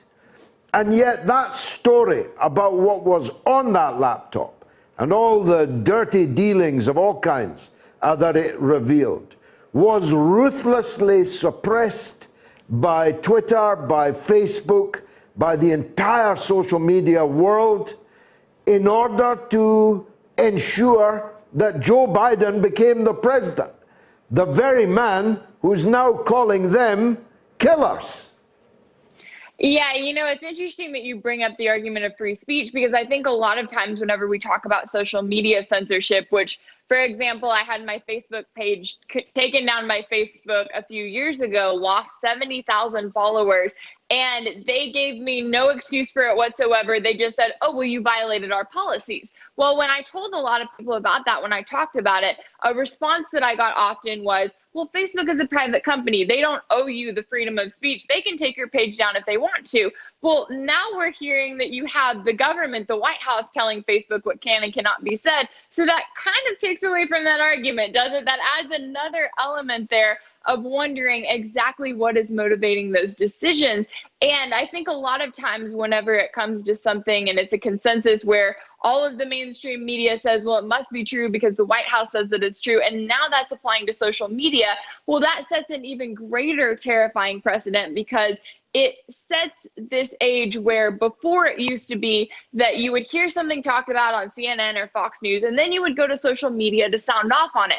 Well, now, if you're not allowed to talk on social media because they've automatically labeled it as misinformation, I mean, that just there's no way in which that can keep us safer, and there's no way in which that can actually help the free flow of information, because you're deciding what can and cannot be censored based solely not on what is true and is not true, but based on what the White House says is okay to be put out there this week or next week or whenever it comes to their timeline. Is Zuckerberg going to roll over and cry uncle at this, or is he going to fight it? Oh, no, he's going to go right along with it, because right now what Congress has done for the last few years is they've sat around and they've said big tech has too much power. And they've pointed out all of the ways that Facebook and Twitter and Google are just impossible to take down. Well, those tech giants know that Congress can make their lives a living hell when it comes to fines, when it comes to trying to break up their companies. So what they're doing is they're trying to stay on good terms with Congress. And that's why you see people like Mark Zuckerberg going along with this, because he doesn't want to be hit with the claims that he was hit with back in 2016. Whenever you had all of the claims of Russiagate, well, it was blamed on Facebook, saying, oh, well, Facebook allowed these so-called conspiracy theories to go. They allowed all of this to happen. So now it's Facebook's fault that Donald Trump is in the White House. So that's put Facebook in this place where they're saying, okay, we'll play along with whatever it is that the White House wants. We'll play along with going along with these claims that we are combating misinformation on their behalf, just as long as they don't turn around and try to go after us and kind of leave us alone and let us live a little bit and continue to become even more powerful. Now, the political and media class got terribly excited last weekend at what they thought, hoped, planned maybe, would be a Ukrainian-style color revolution breaking out in Cuba. They're not so buoyant or ebullient this weekend because the very small protests against the Cuban government contrast with the vast demonstrations of support for the Cuban state that have happened since. But there's a lot of demonstrating going on in Florida, in California, and elsewhere. Cuba says the U.S. planned and scripted this whole thing. How does that look to you from there? Well, I would say it wouldn't be the first time they planned and scripted something like that, certainly not with Cuba. And I think that this is a case where with President Biden himself, I mean, when he was on the campaign trail, he talked about how horrible it was that President Trump took steps to undo the terms of trying to possibly normalize relations with Cuba that Obama put in place. Biden wasn't a fan of that when he was on the campaign trail. Then all of a sudden he gets into office and now he's saying, oh, no, sorry, we can't take steps back. We can't, remove any of this blockade on Cuba. And it's notable that you're seeing a lot of people speaking up now and seeing, of course, they're not getting media coverage whenever they're out speaking out about just how cruel and criminal the United States treatment of Cuba has been. And on top of that, I mean, we look back to 2017 and we are reminded of those JFK assassination files that were released, which literally showed that the CIA was openly plotting multiple attacks to try to spark a war with Cuba because they knew that the American people didn't want it. They knew that it was not favorable. And yet some of the attacks that they were discussing were either attacking an American ship off of Guantanamo Bay and blaming it on Cuba to try to spark a war, or they were also talking about possibly attacking a ship of Cuban refugees and then blaming it on rebels. I mean, these were discussions that were being had and approved at the time. We're only just learning about this, back a few years ago whenever those files were finally released after several decades. And it's important to remember that this is our history. This is the United States government's history, what they were okay with talking about. And that's something that needs to come back to center stage now, especially when you have a Biden administration that is making some of the statements that they're making when it comes to Cuba today. Has Trump been in or rather out? Any news from him, Rachel? Not much. We've seen a few more speeches from him. There's a lot of talk that he's going to run in 2024. And he's kind of holding back on making that official announcement saying that he knows what he's going to do, but he hasn't quite put it out there yet. We know that, he's filed lawsuits. He's joined in class action lawsuits, rather, against some of the big tech companies. And one of the most interesting things that has come out of those lawsuits is the fact that he refers to Facebook and Twitter as state actors. And I think that's a really notable thing, especially at a time when we're talking about the White House openly saying that it's colluding with Facebook when it comes to the content that is on their platform. Well, a term like state actors actually goes a long way when it comes to what Facebook's doing right now. And finally, I saw a reference to some kind of victory for Trump in the election counting, the investigation into electoral fraud in Arizona. It seemed to suggest that Trump did, after all, win Arizona, although he was cheated out of it on the night. Can you enlighten us on that? I've seen back and forth on that as to the results, and it's kind of one of those things where each source has something different to say. So I don't know that I can comment on that exactly. But I do think it lends to exactly what a lot of what we've heard from Trump, which is continuing to look back to the 2020 election and continuing to use that as his reference at a time when a lot of Americans are saying, hey, it's 2021, we're moving on. How long is this going to keep coming back up and keep coming back around? And I think it's going to take a number of states having results like that and a number of states saying, hey, these irregularities were similar to what Trump said in order for there to really be momentum there. But I'm sure we will hear more and more from him as the months go along. Indeed, and hopefully from you. Rachel Blevins, thank you for joining us on the mother of all talk shows. Now, if you're in the United Kingdom, you can call us completely free on 08081 965522. That's 08081 965522. Or if you're in the United States, where it's equally free, it's +1 844 944 3344. That's +1 844 944 3344. And you can email us at onair@moats.tv. Let's get some phone calls in. Jim in Fort Worth. Go ahead, Jim. No, Fort Collins, George. Fort Colorado. Collins. Okay, thank you for that correction. Go ahead, Jim. No problem.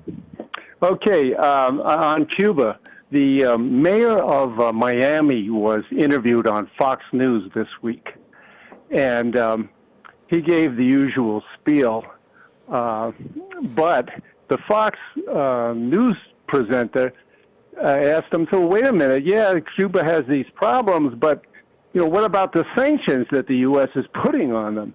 Now, they usually don't do that in the United States. No, especially not on challenge Fox. them like that, and not on Fox either. No. And so he babbled away about, the people don't want the Was he sanctions the one lifted. who called on the United States to bomb Cuba? Yeah, it's going on like that. But this is the thing that got me. And some of the people on Jacobin, this guy has buildings in his city that are falling down or being abandoned. Killing because people in large numbers, yeah. They were built by the free enterprise system, And he's talking about Cuba being a failed state. So unbelievable. they're in good form here, George. They're in real good form. You're a gentleman. Always a pleasure to hear from you. Let's go to Germany and talk with Julian. Go ahead, Julian. Hello, George. This is Julian from Germany. Welcome. I wanted to talk about our elections in Germany. They're coming up right in September. Okay. And it's about climate change.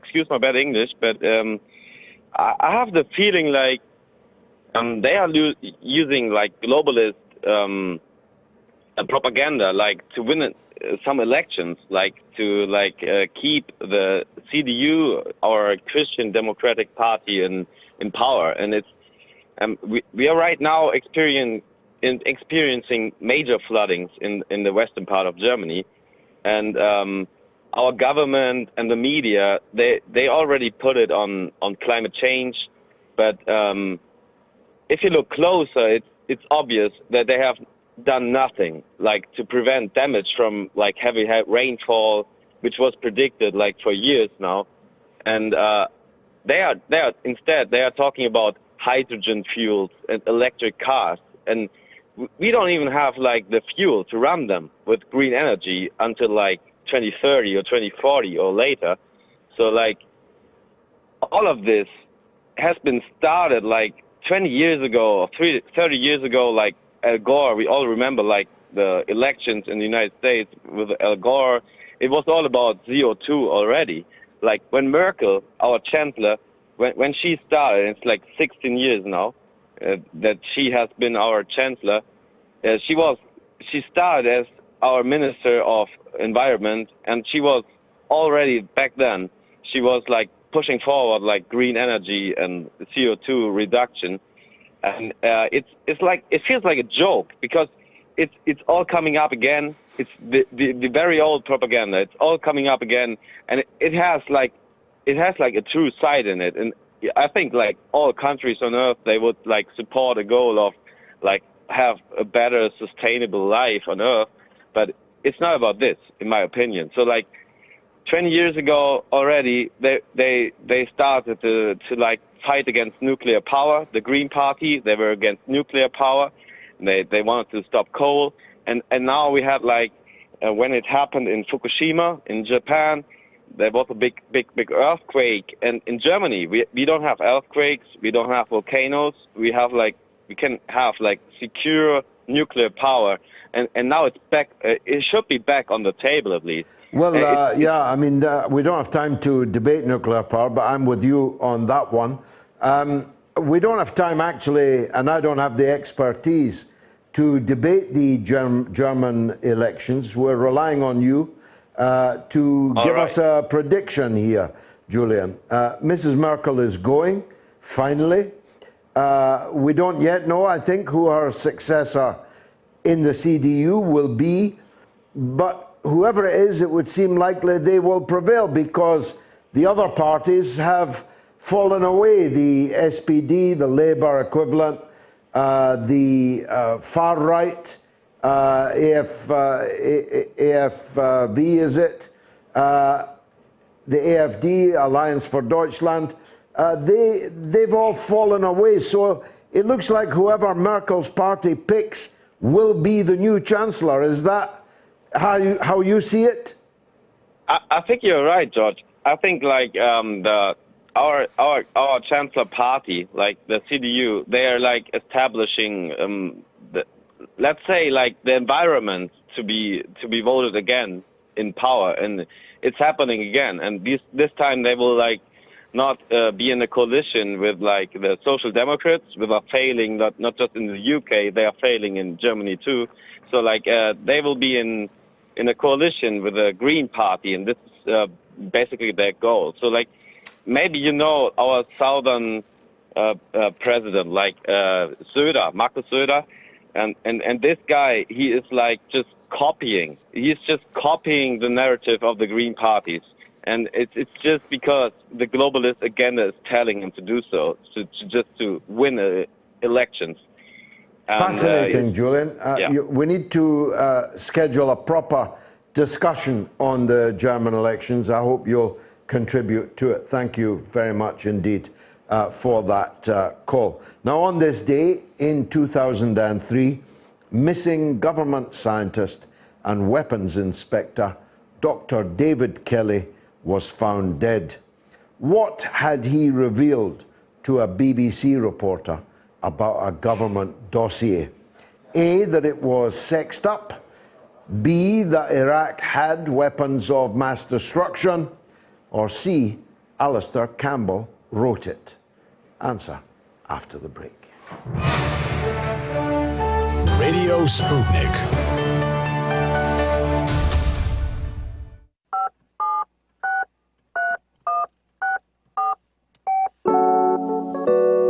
Tom says after independence we could choose the government we want.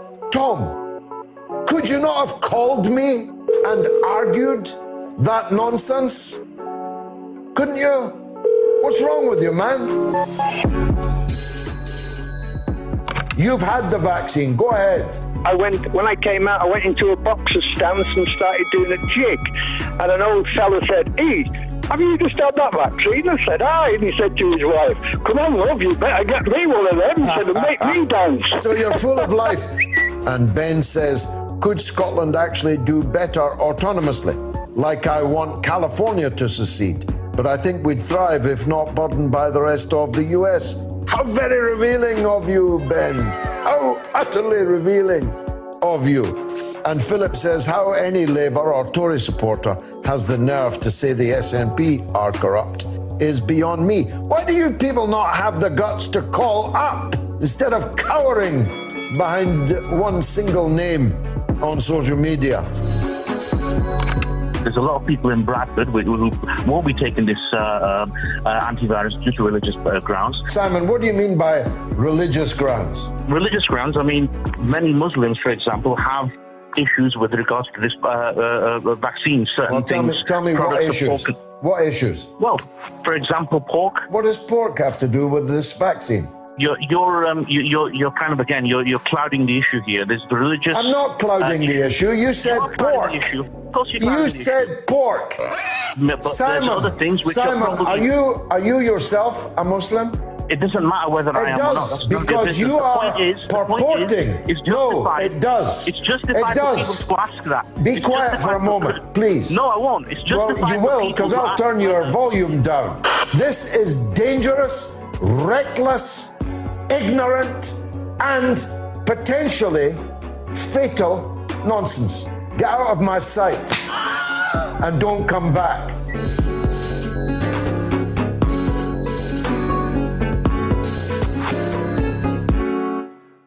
Tough questions are the most powerful weapon we have. As long as you have questions, we'll keep asking.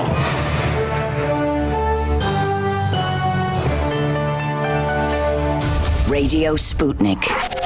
Telling the untold. Now, of course, Dr. David Kelly revealed that the government's dossier on weapons of mass destruction in Iraq had been, quote-unquote, sexed up. A subject to which we shall return with the Right Honourable Norman Baker in the final hour. Norman, of course, is an executive producer, of my film Killing Kelly, which was launched, had its premiere in London last night. Meanwhile, we're joined by the irrepressible, ever rising television and radio star, Mr. Patrick Chritsys. Patrick, hello. Welcome back to the show. Speaking of TV, what on earth has happened at GB News? Well, it's been an interesting week, hasn't it? Gito Hari, who was guest presenting a show there, decided that at one point he was going to take the knee and outline his views on... As you do when you're presenting a TV show. A radio show. Next to a black presenter who disagrees with it, of course, but, you know, a little bit of virtue signalling, never did anyone any harm, apart from him, because he has harmed him. It's cost him his job. Now, in response, a lot of the GB News viewers decided that they didn't want to view it anymore, and they recorded 0 views for several of their shows in the wake of this. They then released a statement saying, we're essentially quite sorry about it. It goes against our company policy, but we stand against racism, etc. So it's quite a confusing statement, really. Yeah, it was hard to see which part of their policy it went against. And also rather shot the fox of their whole, if you'll forgive the pun, fox, their whole shtick, which was that they believed in freedom of speech and against the cancel culture. And this is exactly Gito Hari's been cancelled. Being cancelled. Now, this is it's amazing, isn't it, really? And that's really the main issue, I think, for GP News, because, you know, it is about cancel culture. It is about the fact that you're supposed to be a bastion of free speech on both sides, and this is what we've been crying out for in the media, isn't it? And then, if someone does something like that, which is not really against any Ofcom guidelines, and I would be surprised if it was indeed against GB News' actual company policy, and they cancel him. But they are, I think... I do wonder if it's a sign of maybe them getting quite concerned about where they're at. I know that there were a few technical issues at the start, as one would expect, of course. Andrew Neil has vacated the premises for a period of time, hasn't he? Which is, again, quite telling, I think. Then I think on top of that, then they maybe saw that their viewing figures were dipping. I mean, they were outperformed at one time by the Welsh version of a kids' cartoon programme. Paw Patrol, no less. Oh, sorry, there you go. Which is a top show. Well, yeah, so I've heard. Yeah, and... certainly more of a top show than GB News. But that said, GB News needs to be given time. It's creating jobs for people in the media. I think, by and large, you cannot expect a new startup to get everything right all the time. And I know that they've got big plans to really kick on again. Nigel Farage has got a show on there, of course. He does bring you ratings, as a matter of fact. So, look, I would expect them to go again, as it were. I know they've made a couple of hirings in the last few days. And so I think they're going to rebrand, I think. They've lost, of course, some of their top executives who've walked over a variety of issues, either the taking of the knee issue or the generally very poor technical quality of the show. I can't speak for Andrew Neil, of course, but I'd be surprised if he was not embarrassed by the poor technical quality that he was associated with. His face was on the tin, but I'm not sure that he actually called all that many of the shots Yeah, well, that's it. Yeah, so a couple of things there. John McAndrew, of course, who was one of the major directors, a programming director there, he had a big role to play in attracting a lot of the star names that they got initially. He had a big role to play in kind of setting up their output and indeed setting up their running orders, and it was a very influential figure there. He stepped down in the wake of the taking the knee issue, and then obviously, as we said there, Andrew Neil has gone. There is an argument with Andrew Neil, whilst I can fully appreciate that a man of his stature and his standing and history, as it were, and quality, would not want to be associated with anything that was anything other than tip-top, and I get that, absolutely. But he is chairman, and I think in a ratings game, he was one of the main people to bring you the ratings, and there is a case to say that maybe he should have grin and bared it for a while, but, obviously he's been around, he's not going to take lessons from anyone, is he? He's not going to do anything he doesn't want to. These star names that you talk about, of course, were largely B-list star names, but, some of them were known people. Colin Brazier gave up a good job at Sky. But this turn that they appear to be making with the appointment of Nigel Farage to a nightly show, Monday to Thursday, seems to be a turn towards culture war type TV.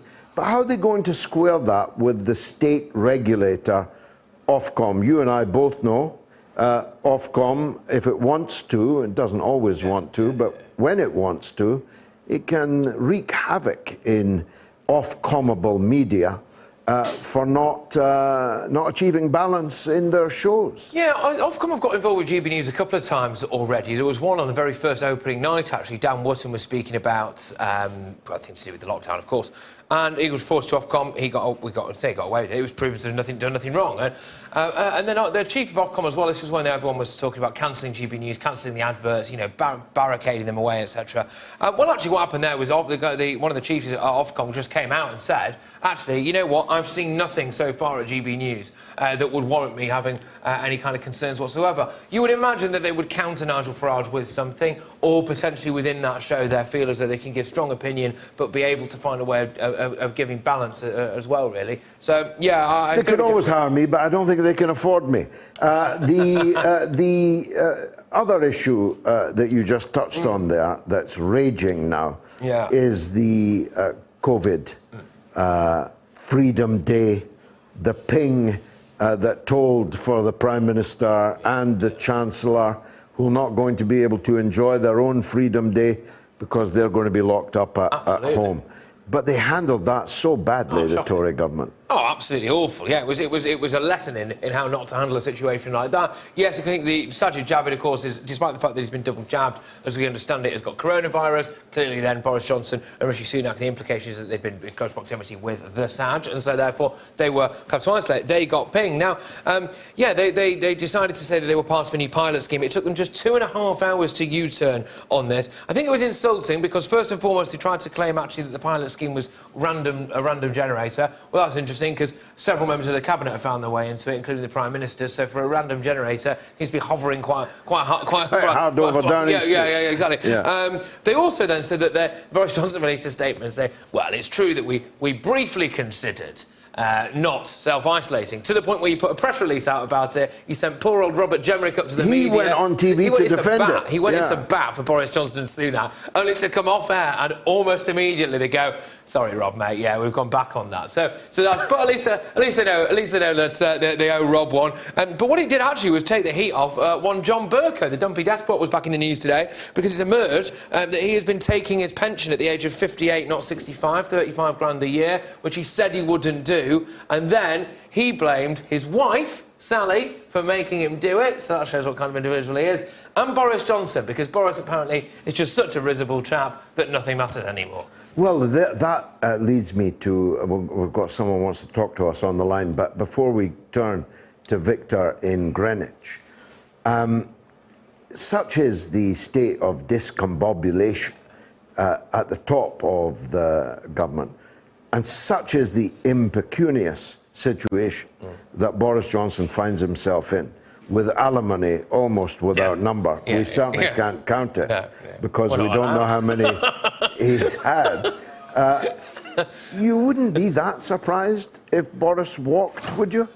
It's an interesting one, really, isn't it? Because I think obviously you tend to make all your money after you've finished being Prime Minister, don't you, I suppose? I think Boris clearly has got a lot of money. Yeah, but the ex-wives won't wait. No, they won't. No, they won't.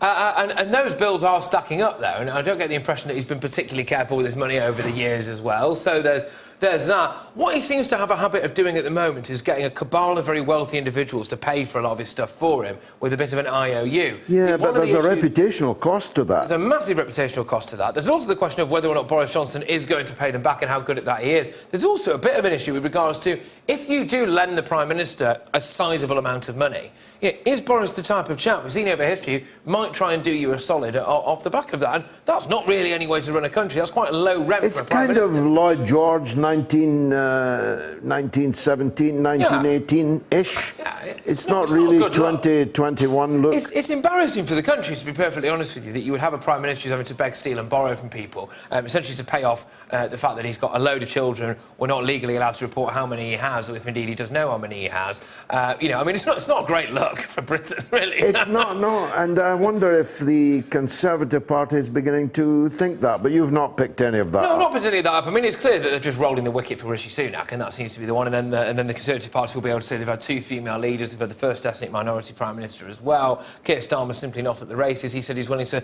sweat blood in order He's not at the races, but he's always playing the race card. Yeah, that's true, yeah. But that would certainly, again, shoot his fox. Well, it would, absolutely. And yet again, there would be... Although, as Priti Patel has found, you can be the wrong type of ethnic minority. Oh, absolutely. And a lot of it... I thought it was fascinating, actually, when Tyrone Mings, the English centre-back, put out, as he's perfectly entitled to do, of course, that, he didn't feel as though Priti Patel had a right, really, to kind of congratulate the England team based on the fact she was OK with them being booed for taking the knee. Now, she actually said there that it was of individual choice for people. She didn't say, I'm banging in favour of booing, right? But you can imagine around at the Patel household when they took the knee, there was maybe some booing. So she basically obviously copped it now online. But what I thought was really interesting was the racism towards her that was underneath that from the so-called kind of tolerant elements of society.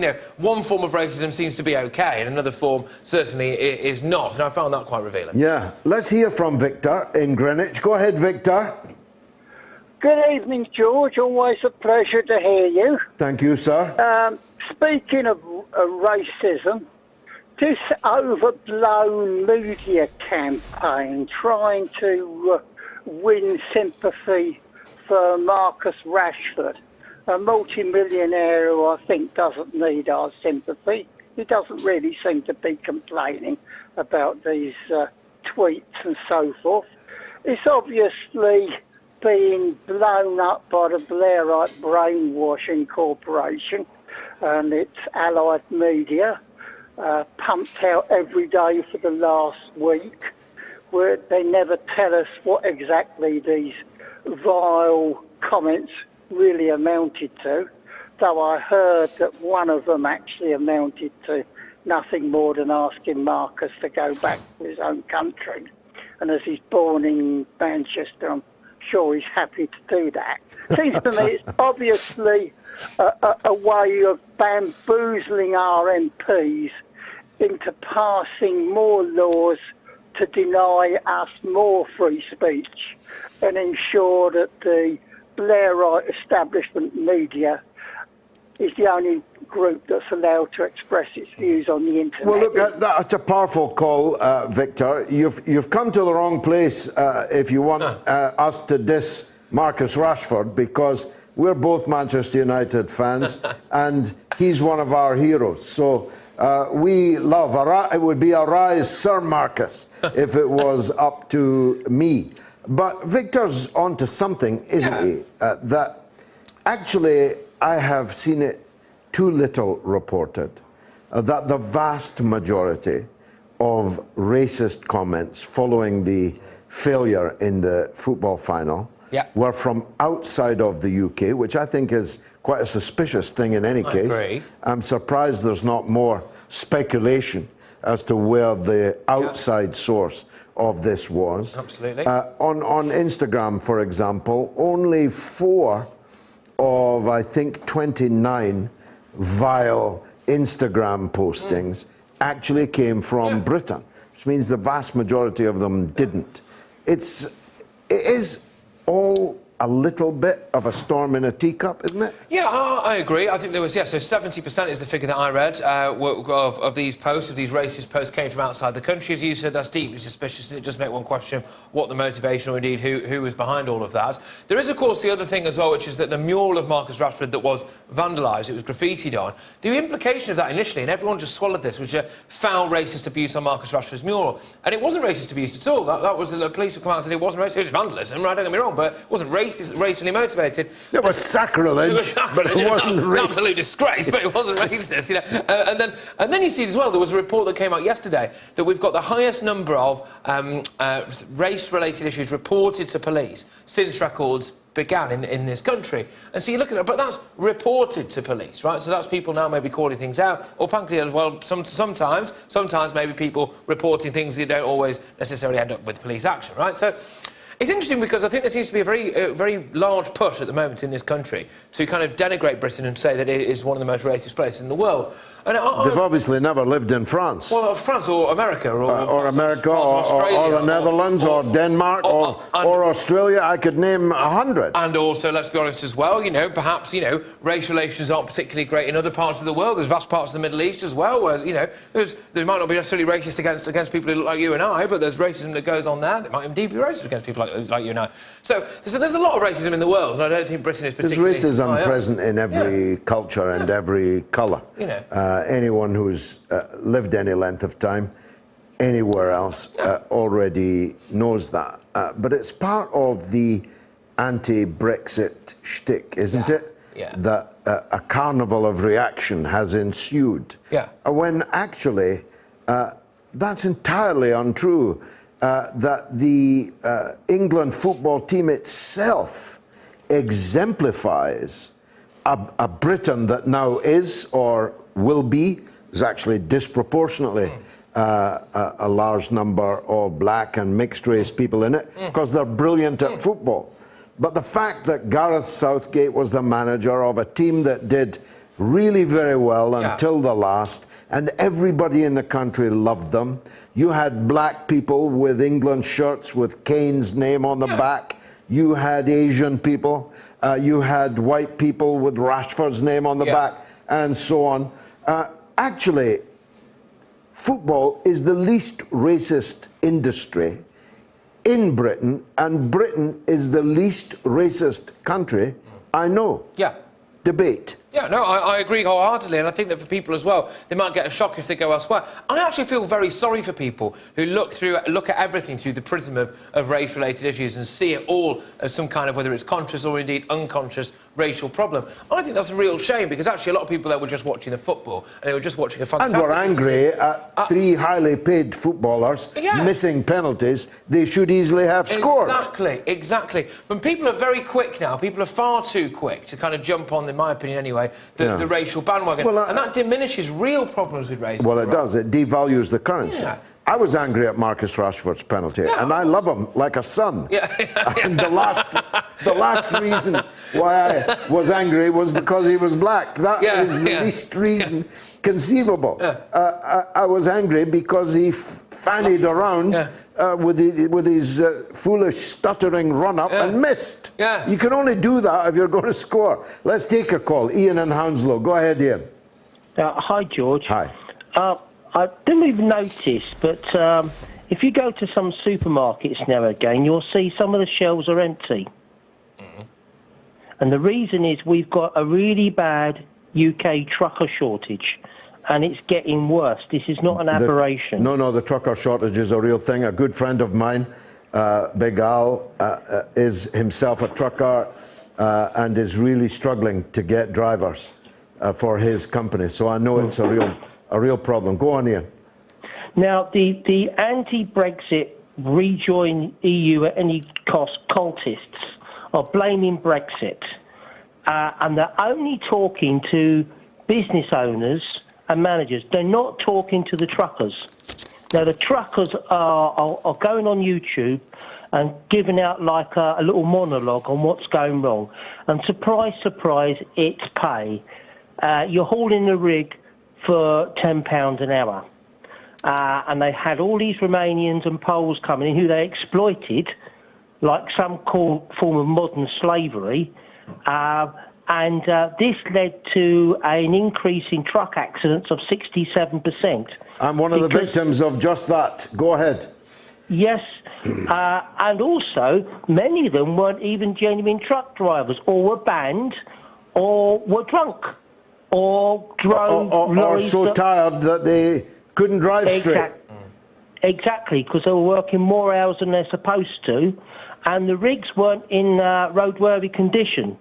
So it's interesting that the EU Romaniacs are ignoring the drivers who talk about pay, conditions, not enough truck stops, no infrastructure, high insurance premiums for younger drivers, and the general grind and grit they have to do to hold down a living, and just talk to the managers in order to wave that anti-Brexit, pro-EU banner. That's a brilliant call, Ian. Thank you for that. It is remarkable that they're still going after all these years.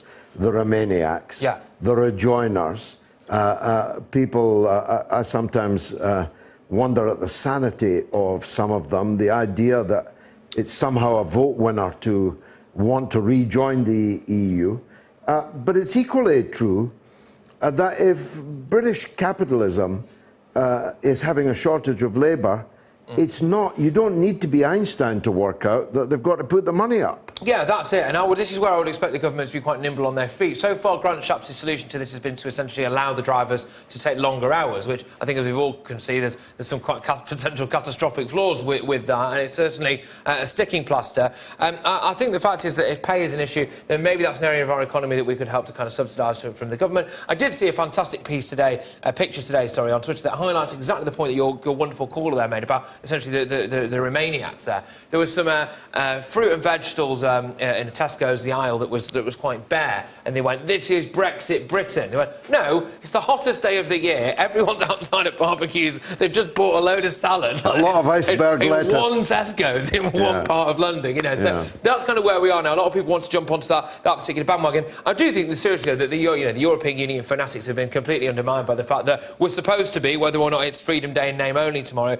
we're supposed to be having Freedom Day in this country tomorrow. Actually, realistically, we wouldn't have anything like the vaccines or be in a position to have the kind of freedoms that we had now if we'd have remained in the European Union. Undeniably true. Thank you very much, Patrick, as always, and apologies to Jamie Lowe for being late again with the news with Jamie Lowe. The mother of all talk shows. The only education you can get for free. Radio Sputnik. We speak your language. Find us at SputnikNews.com.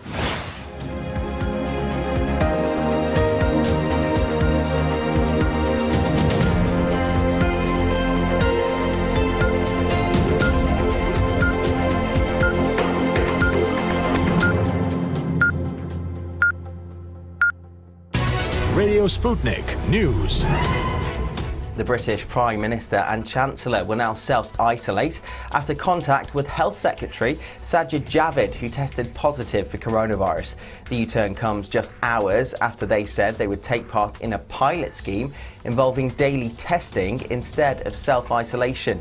Opposition parties had said it suggested there was one rule for them and another for the rest of us. Downing Street said Boris Johnson will conduct meetings remotely at his country residence, Chequers. Chancellor Rishi Sunak said on Twitter, whilst the test and trace pilot is fairly restrictive, allowing only essential government business, I recognise that even the sense that the rules aren't the same for everyone is wrong. Labour leader Sir Keir Starmer said the Prime Minister and Chancellor had been busted yet again for thinking the rules that we are all following don't apply to them. Supermarkets have warned that they will have to cut opening hours or even shut shops if the number of workers forced to self-isolate continues to rise.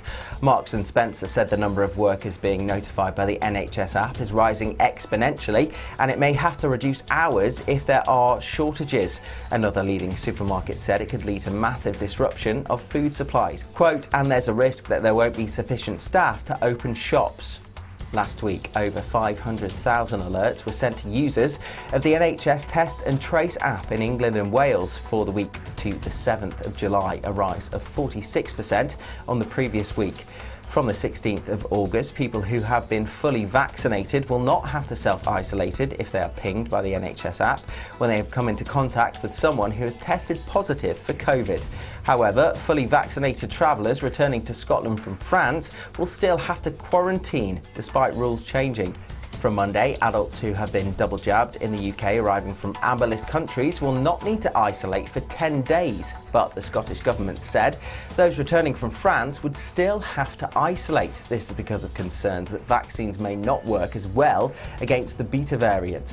The Beta variant accounts for about 10% of new infections in France, but that includes the Indian Ocean territories of Réunion and Mayotte, where the variant is near universal. The more infectious Delta variant, first identified in India, accounts for almost all new cases in the UK. Under the new rules, those coming back to Scotland from France will need to stay in their own accommodation and take a test on the 2nd and 8th day of their isolation period, even if they've had both doses of the vaccine.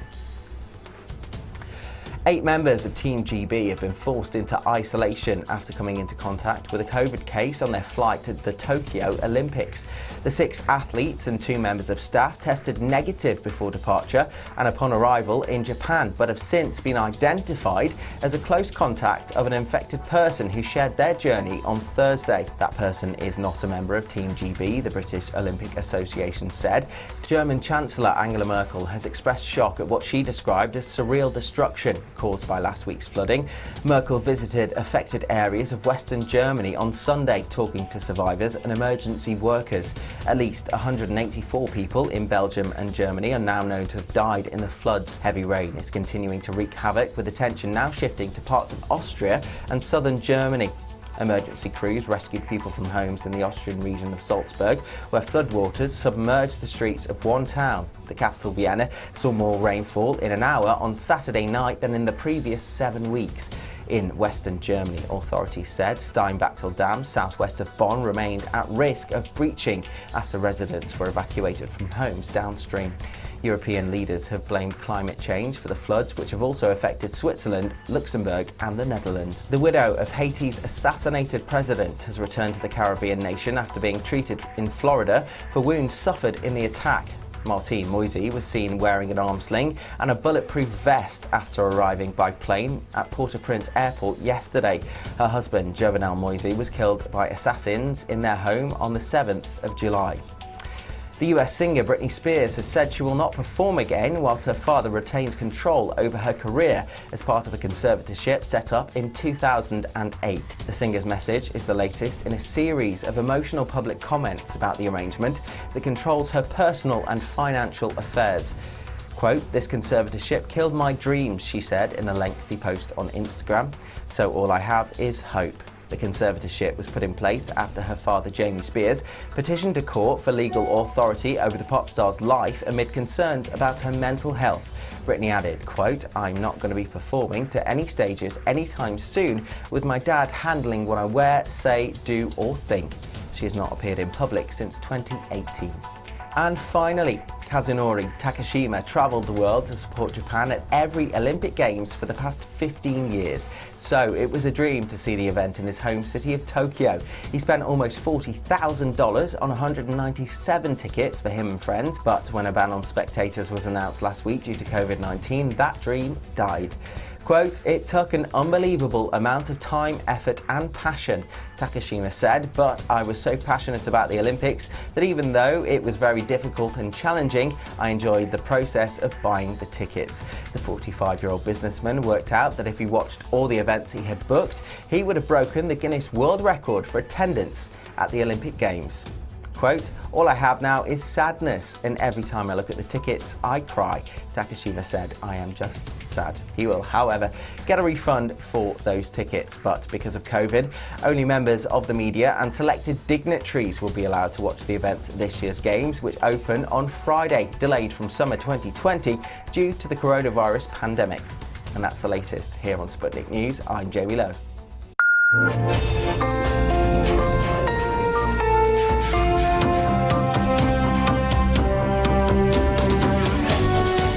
You're listening to Radio Sputnik. Telling the untold. Welcome to the Open University of the Airwaves with George Galloway. Only on Sputnik Radio. Now, it was a glittering occasion in North London last evening, in Muswell Hill to be exact, in the Everyman Cinema, a wonderful, wonderful cinema. I wonder how long it will be allowed to call itself Everyman. Maybe it will be the Every Person cinema, but a truly wonderful jewel of a place it is. And there, in front of a very distinguished audience indeed, we introduced as the premiere of my latest film, Killing Kelly, which was crowdfunded by many of you. This rather beautiful poster is available, georgegalloway.shop. In fact, you can pre-order the DVD if you haven't already done so by visiting georgegalloway.shop, or you can rent it for £4 online on Vimeo, or you can buy it for £6 on Vimeo, and a very large number of people have already done so, so much so that the system collapsed on the demand. There's the address, vimeo.com/on-demand/Killing Kelly. That's vimeo.com/on-demand/Killing Kelly. Or you can just go on my Twitter feed. It's being discussed by very many people there. As I said earlier, it took some courage to make the film, but not nearly as much courage as it took my next guest to write the book that inspired the film. He is the Right Honourable Norman Baker, and he's in, I think, this promo. 2 minutes long. Watch it. You have to remember back in 2002, 2003, there was a wish by George Bush for regime change. That's what was driving him. Nothing to do with weapons of mass destruction, which of course didn't exist in Iraq. So they had to construct some sort of formula, some sort of cover story in order to persuade the British public that intervention in Iraq was right. Now, David Kelly, as an expert in weapons of mass destruction, knew that this was untrue. He knew that there were probably no weapons of mass destruction in Iraq. That was a guy that could have brought down the whole system. I reckon you're chaff. You've been thrown up to divert our probing. The Foreign Affairs Select Committee, that parliamentarian briefing, I think that was an indignity to him. We saw it on the news, and my very first thought was shock. Oh my God, you know, this man is in the eye of the media hurricane. He should be protected by that at least. You've got blood on your hands, Prime Minister. Are you going to resign over this? I don't know the details of how Lord Hutton happened to be selected, but what was certainly the case is that he was the right kind of judge to use from the point of view of Downing Street and the intelligence services as well. Of the 21 days of hearing, only one half of one day was spent on discussing the forensic aspects. That is disgusting. We were given the Hutton report the day before it was published, but actually what happened was he went too far. The events of 2003 were disgraceful ones in this country's history, and it's unfinished business.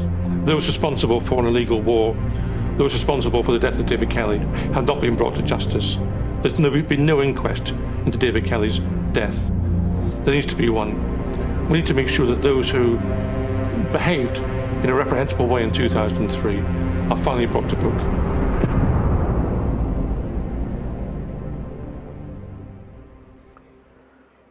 Daring and powerful words from the Right Honourable Norman Baker, my parliamentary colleague for some time, now in the radio business like me, and the executive producer of the film Killing Kelly, out from last evening and going like hotcakes.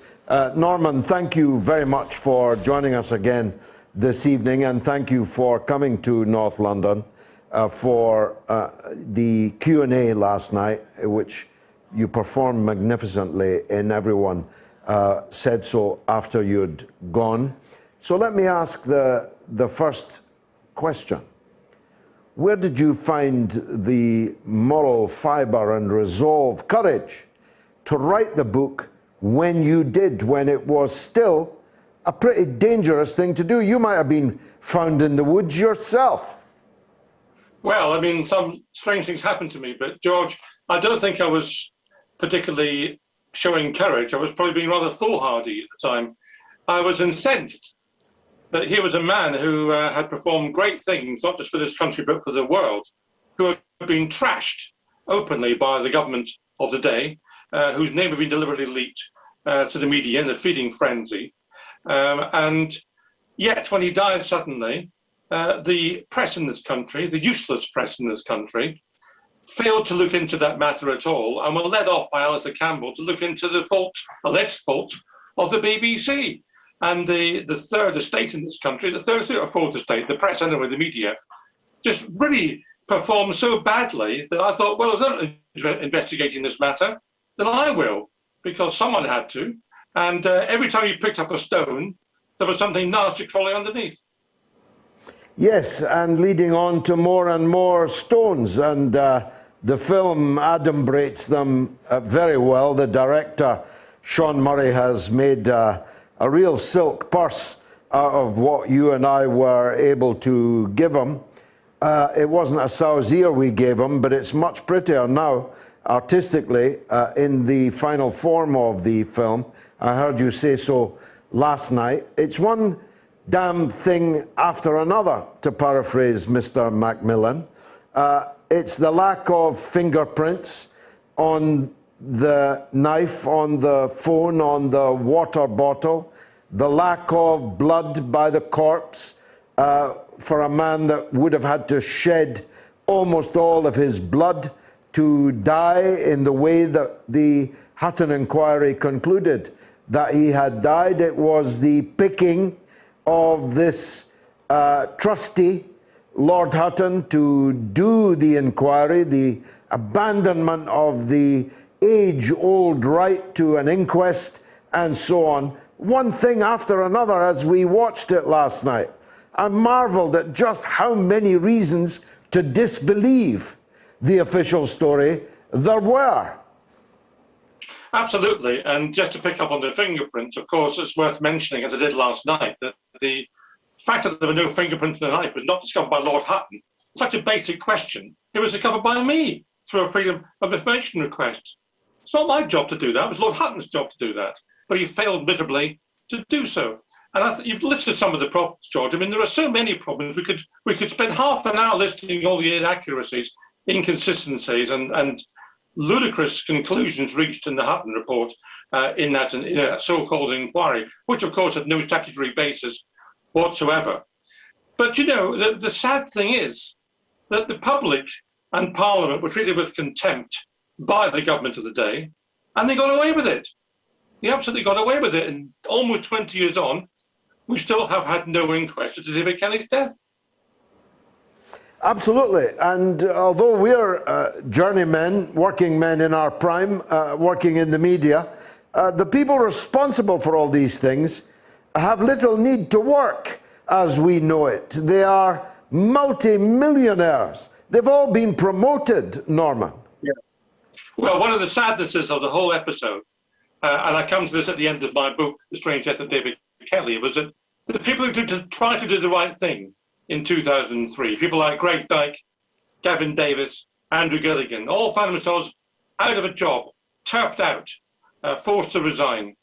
Andrew McKinley, the Labour MP who was in the film, who tried to do the right thing as well, was turned into some sort of, I don't know, behemoth by the media, as if he was responsible for David Kelly's death. And the people who were responsible for the shocking events of 2003, people like Tony Blair and Jack Straw and Alistair Campbell, they all prospered.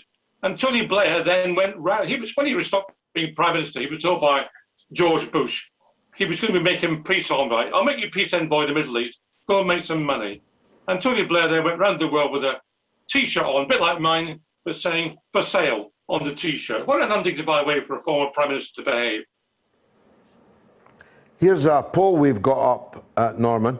How do you believe Dr. David Kelly died? A, suicide. B, assassination. C, some other reason. People can vote on my Twitter feed now. If you were voting on that poll, how would you vote? Well, that's what I'd vote B or C, because we don't know, but I certainly wouldn't vote A. I am convinced, beyond reasonable doubt, to use that legal test, that there's no way that David Kelly could have committed suicide based on the medical evidence, based on the state of mind, based on the timeline. It simply wasn't possible. And it's an insult to the population at large to believe he did. And of course, let's just think about a proper coroner's inquest, which there wasn't one. The coroner began his inquest and was bundled off the case by the government. How dare the government today stop a coroner investigating a matter through an inquest? Is this what we've come to in this country? It apparently is. And apparently they get away with it. And where was the press complaining about this? Nowhere. But had the coroner's inquest taken place legally, in order to reach a verdict of suicide, you have to be convinced beyond reasonable doubt that suicide is the explanation. I challenge anyone in this country, anyone, to tell me that beyond reasonable doubt David Kelly committed suicide. It's a farrago of nonsense. Yes, but there's only thee and me still talking about it, and the 1,500 people that crowdfunded the film. We must hope that the release of the film, as it were, rekindles interest in this case, not just because of the importance of David Kelly, and I concur with your paean of praise to him earlier, but because of what it all means for the Britain we thought we had, our institutions that we thought we had, which have all been shot through by the Blair government in the run-up to and since 2003's invasion of Iraq. Yes. Immense damage has been done. Government apparently can now lie to Parliament to take us into an illegal war. Government can ignore proper processes in terms of inquests, which have been well established over centuries, actually, inquests.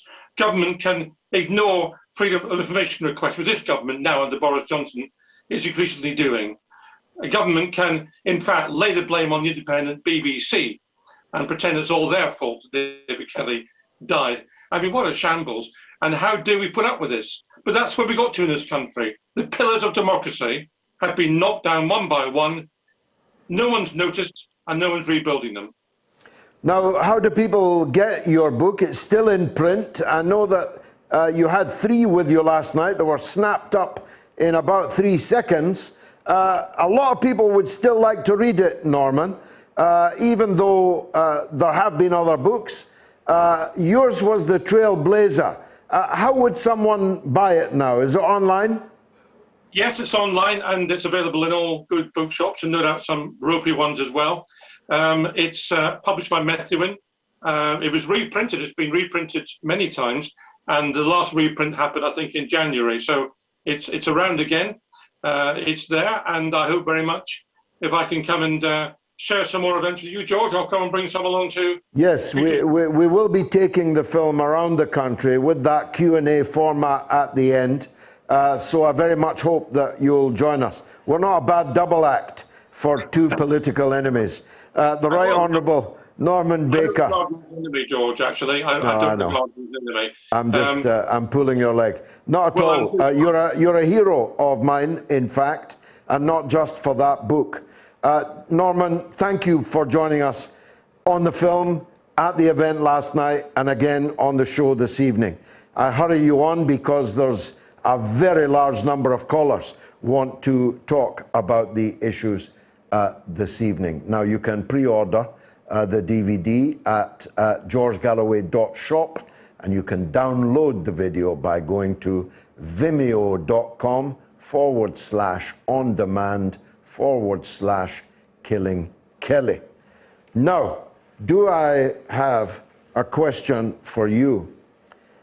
In 1959, Ed Wood's cult classic movie, Plan 9 from Outer Space, you've obviously seen it, premiered and was hailed as what? A, sci-fi brilliance, B, revelatory, C, the worst movie ever made? Answer after the break.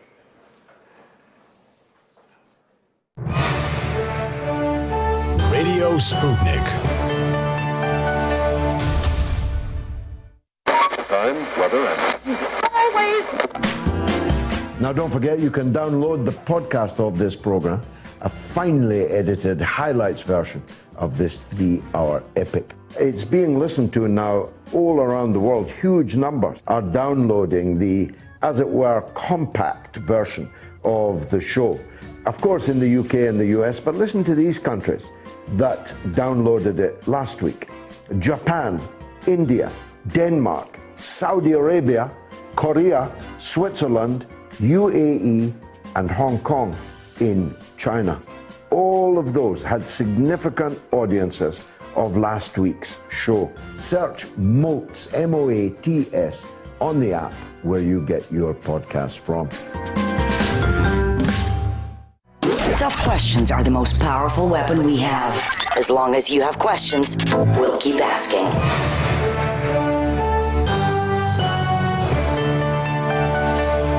Radio Sputnik. Telling the untold. 1959, Ed Wood's cult classic movie Plan 9 from Outer Space, which all of us have seen and marveled at, was hailed as the worst movie ever made. Although I think the Flintstones, which I mistakenly forced my children to watch just the other night, would run it close. Let's look at the early results on the poll. How do you believe Dr. David Kelly died? A, suicide, 11%. B, assassination, 81%.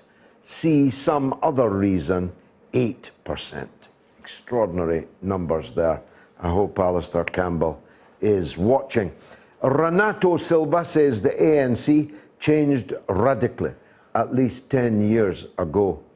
And Gambain Nawe says Asians have always been the gatekeepers for white racism towards blacks in South Africa. I certainly don't associate with that inflammatory claim. Mal in Perth in Western Australia says, I hope you're well. Great show again. I was awake again waiting for your live broadcast on YouTube. I was watching a documentary only a few days ago about the so-called WMD and the spin and propaganda of Powell and Rumsfeld and Bush Jr. I can't believe the brass neck of these people, how they said all this while keeping a straight face. It had nothing to do with WMD. It was all about regime change, as Saddam Hussein had gone past his sell-by date and he was no more use to the USA. It's a disgrace what has happened in Iraq and elsewhere in the Middle East. Thank you very much for that, Mal, in Western Australia, and particularly for getting up so early to watch it. And JK says an envoy of the CIA was in talks with Bolsonaro some 2 weeks ago here in Brazil too. And Jack Klugman says, funny that the CIA director met with the Colombian leadership days before the assassination of the president of Haiti. Let's take some calls. Steve in Liverpool on Cuba. Go ahead, Steve. Yes. Yes, go ahead. You're on the air. Yes, thank you for having me on the show, George. Can you hear me? Yes, I can. Everyone can hear you. Go ahead. Yeah. Just want to mention about Cuba. Yeah. About the mainstream media and the U.S. administration, the way they use the same rhetoric with the United States against Cuba, just like they did in Syria, Libya, to establish regime change in them countries.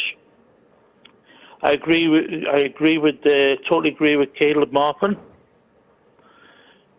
What was correct by saying this is just being played out, just like all the movies. It's a playbook, isn't it? Yeah. Yeah, it's quite correct that this is just being played out. They did it in all those places and 50 more around the world. But I think as Ronny Kasrils put it earlier in the show, they've come up against a hard rock in Cuba. They will not be able to swallow Cuba. That I confidently assert. Steve, what about you? Yes, I totally agree, because there's a mass movement in Cuba that supports the revolution. Yeah, millions and millions. And they've all got guns, by the way, Steve. Thanks for the call. Yeah. John is in Massachusetts on the same subject. Go ahead, John. Hi, actually, I was calling about you more. I would certainly be glad to talk about South Africa, too. Yes, go ahead. Go ahead. I had a theory I wanted to run by you about the reason they started this colored revolution now, because I don't think it has prayer of succeeding in Cuba. But today, our primary election in Chile, and the Communist candidate in the polls was leading by a considerable margin during the week to be one of the two victors, the victor of the left. I've lost that, I'm afraid, John. We'll have to try and get back to you another time. Now, so much here. How do I pick it? Fahim Khan says, what happened to the scandal involving the Gupta family and Jacob Zuma? Well, Ronnie touched on that a few times in the report. Bat Think says, if George is really a hero, why doesn't he get to the bottom of Freemasonry in government? Ah, you've rumbled me, Bat Think. And Tour Guide says, the biggest victims of xenophobic attacks are against black Africans from other South African countries, such as Zimbabwe. And Shahid says, here we go again, blame the poor for standing up to the rich that are robbing the country dry.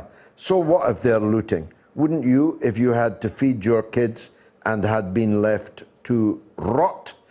And Just Say says, UK warmongers work with the CIA and FBI. Just look at Julian Assange, for example. And David Rayner says, try socialism so everyone can be equally poor, apart from the party, of course.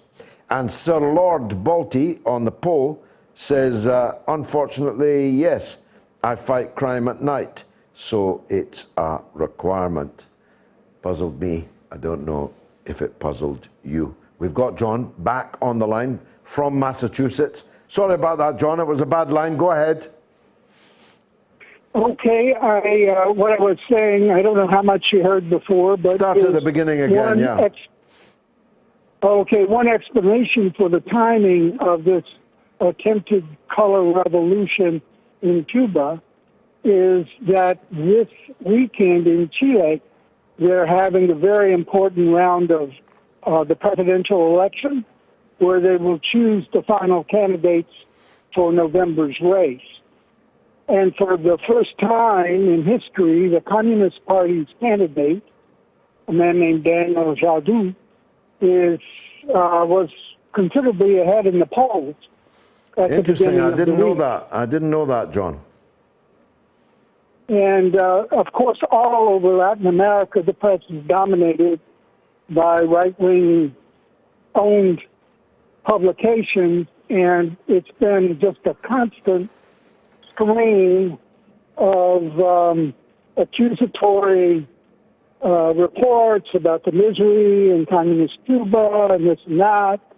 I don't think the people of Chile will be deceived, given their own history and their own struggles, and the fact that this candidate has a history of being a known mayor of a major metropolitan area. Well, but I wondered if that wasn't one of the reasons. You might well be right. My experience of Chilean people is that there are few people anywhere in the world as politically sophisticated as them. John, thanks for getting back to us. Now, Dr. David Whitehouse is a doctor of astrophysics and an author. and he's kindly agreed to join us on this, the anniversary of the moon landing, if indeed the moon landing happened. Dr. David, I'm only joking. Thank you very much indeed for joining us. But one of my friends did say he was only joking too. Are we really sure they did land on the moon? Let's crush that canard right up top. Did they? Of course they did. I mean, the evidence is overwhelming. 500,000 people saw them take off. 1 million, more than 1 million people were involved in the mission. The people who went there told us stories. We have rocks coming back from the moon which are different from Earth rocks. And when we put satellites around the moon, look down on the surface of the moon, we can see what they left behind. We can almost even see their footprints. We can certainly see the tire tracks of the rovers they left behind, consistent with the missions they performed. If you want a conspiracy theory, there are better candidates than we didn't go to the moon. Indeed so. And isn't it the case that the computing power in this telephone is greater than the computing power that landed these two men on the moon? You are quite right. Even before we had smartphones, the computer power in dumb phones was much more sophisticated than the Apollo landing computer, which was at the time a work of art, a tremendous piece of equipment, and they couldn't have performed a mission without it. So it was state of the art at the time, but you're right, things have moved on so much, not only in terms of computing, but in terms of materials, in terms of almost everything to do with space. 50 years ago, space was, rarely touched our lives. Now it's intertwined with almost everything we do. Well, for someone my age, space was simply magical. We thrilled to the Sputnik, to the moon mission, to Telstar, and all of that. It was a truly a major part of my young life. I wonder why we moved on so far. I mean, there are space missions going on all the time, including the Chinese landing on the dark side of the moon, for example. They get virtually no coverage nowadays. Why is that? Well, you're quite right. Things are different these days. You haven't got a race between the superpowers to get to the moon, as you did in the 60s, although there is a new race starting with many runners at the moment, with Russia, China, America, and the entrepreneurs in America, Elon Musk, Jeff Bezos, Richard Branson, etc. Things are changing. But you're quite right. I've often felt for many years, people worked hard to make space boring. It isn't boring. There's a great deal going on. And if what you're saying is that it doesn't have the right level of appreciation in our culture in the West, as much as perhaps it should do, I would agree with you. This is a tremendous story that fertilizes so much of our society, which we should all be thrilled about and we should all appreciate. Quite so. Now, have we forgotten about the moon largely because there isn't all that much that we can now learn from the moon, and that other targets that are now within reach, the rovers on Mars and so on, have greater potential to change the way that we look at life and the origins of it, change the way that we look at the universe? Well, there's a lot in what you say there. I mean, certainly if you compare the moon and Mars, Mars is a true new world. It's the first new world of the cosmos. It's unlike the moon. It has an atmosphere. It has clouds. It has winds. It has morning dew. It has a wet past, and there might even be life clinging onto its surface. So the rovers going around on its surface and the future missions could actually tell us if there's life on another planet in our solar system, and that would be tremendous. But Mars is very far away, and as far as people are concerned, it will be going back to the moon first. And whatever you say about President Trump, and a lot has been said, he did actually get NASA to speed up and get to the moon much sooner than their plan for later on in this decade. So at last, 50 years after, over 50 years, 52 years after the first footprint on the moon, there are people in training for a mission in just a few years' time to go back to the moon, where we will have a base by the end of this decade. And as you imply, people will go to Mars in the decade after that. Yes, but isn't the Trump Space Force type propaganda troubling, though? Aren't there people, particularly in the United States, they may be elsewhere also, would like to militarize space, would like to militarize the moon? That would be a very dangerous thing, wouldn't it? Well, actually, it's already happening. It's already happened. The United States spends far more money on the military aspect of space than it ever has on sending people to the moon, on building the space shuttle, on flying and operating the International Space Station. It's just that it's not obvious. It's not out in the open. But spy satellites, electronic satellites, they are more plentiful. They cost a lot more. They're more sophisticated than I think many people realize. And what Trump did was actually, he brought that out in the open and said, some people agreed with him, many did not, that the military aspect of space should be, if you like, under a new umbrella instead of being under the Air Force. So really, the American Space Force is little that is new, but it's been, if you like, assembled under a new banner. Instead of being the Space Division of the Air Force, it's now the Space Force. So it's good in a sense that it has now more visibility. More people are talking about it, but let's not kid ourselves. All nations, indeed from the very word go, have more interest. The Chinese, the Russians, the Americans, the British, all nations have had more interest and spent more money on the military and security aspects of space, and they will continue to do so, than they ever have on the laudable human exploration of space and the moon. One thing we could never have imagined back in the 1960s is that anyone other than a state actor, and a very powerful state actor, could actually do these kind of things. But as you pointed out earlier, we're now in the era in which private capitalists are able to amass the kind of wealth that can fuel their own private space programs. I mean, is it conceivable that we'll see Richard Branson on the moon? And if so, can we leave him there? Well, you're quite right. In the last 20 years, we have seen billionaires who have the financial muscle to do this, and we've never had that before.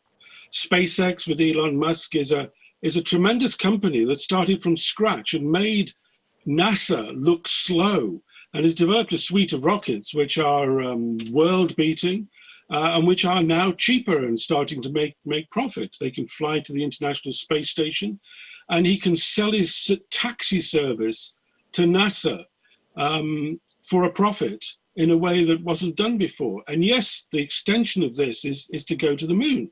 NASA has already chosen Elon Musk's SpaceX as the preferred candidate to build the craft which is going to land on the moon in a few years' time. Wow. The other expert in a billionaire in the running, Jeff Bezos, isn't happy about that, and there's currently a legal dispute between the two. But you're quite right, things have changed. No longer will it be, if you like, a government going. The government will go, but it will outsource the construction of the rocket and the capsule to private enterprise. And that hopefully will make things cheaper for governments, employ more people, and hopefully we'll get somewhere, because, you know, it's been 52 years since we walked on the moon. It's about time we went back. Quite so.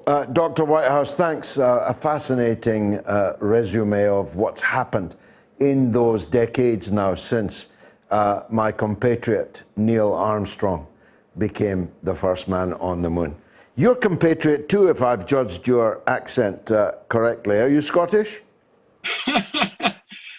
I'm afraid I am not.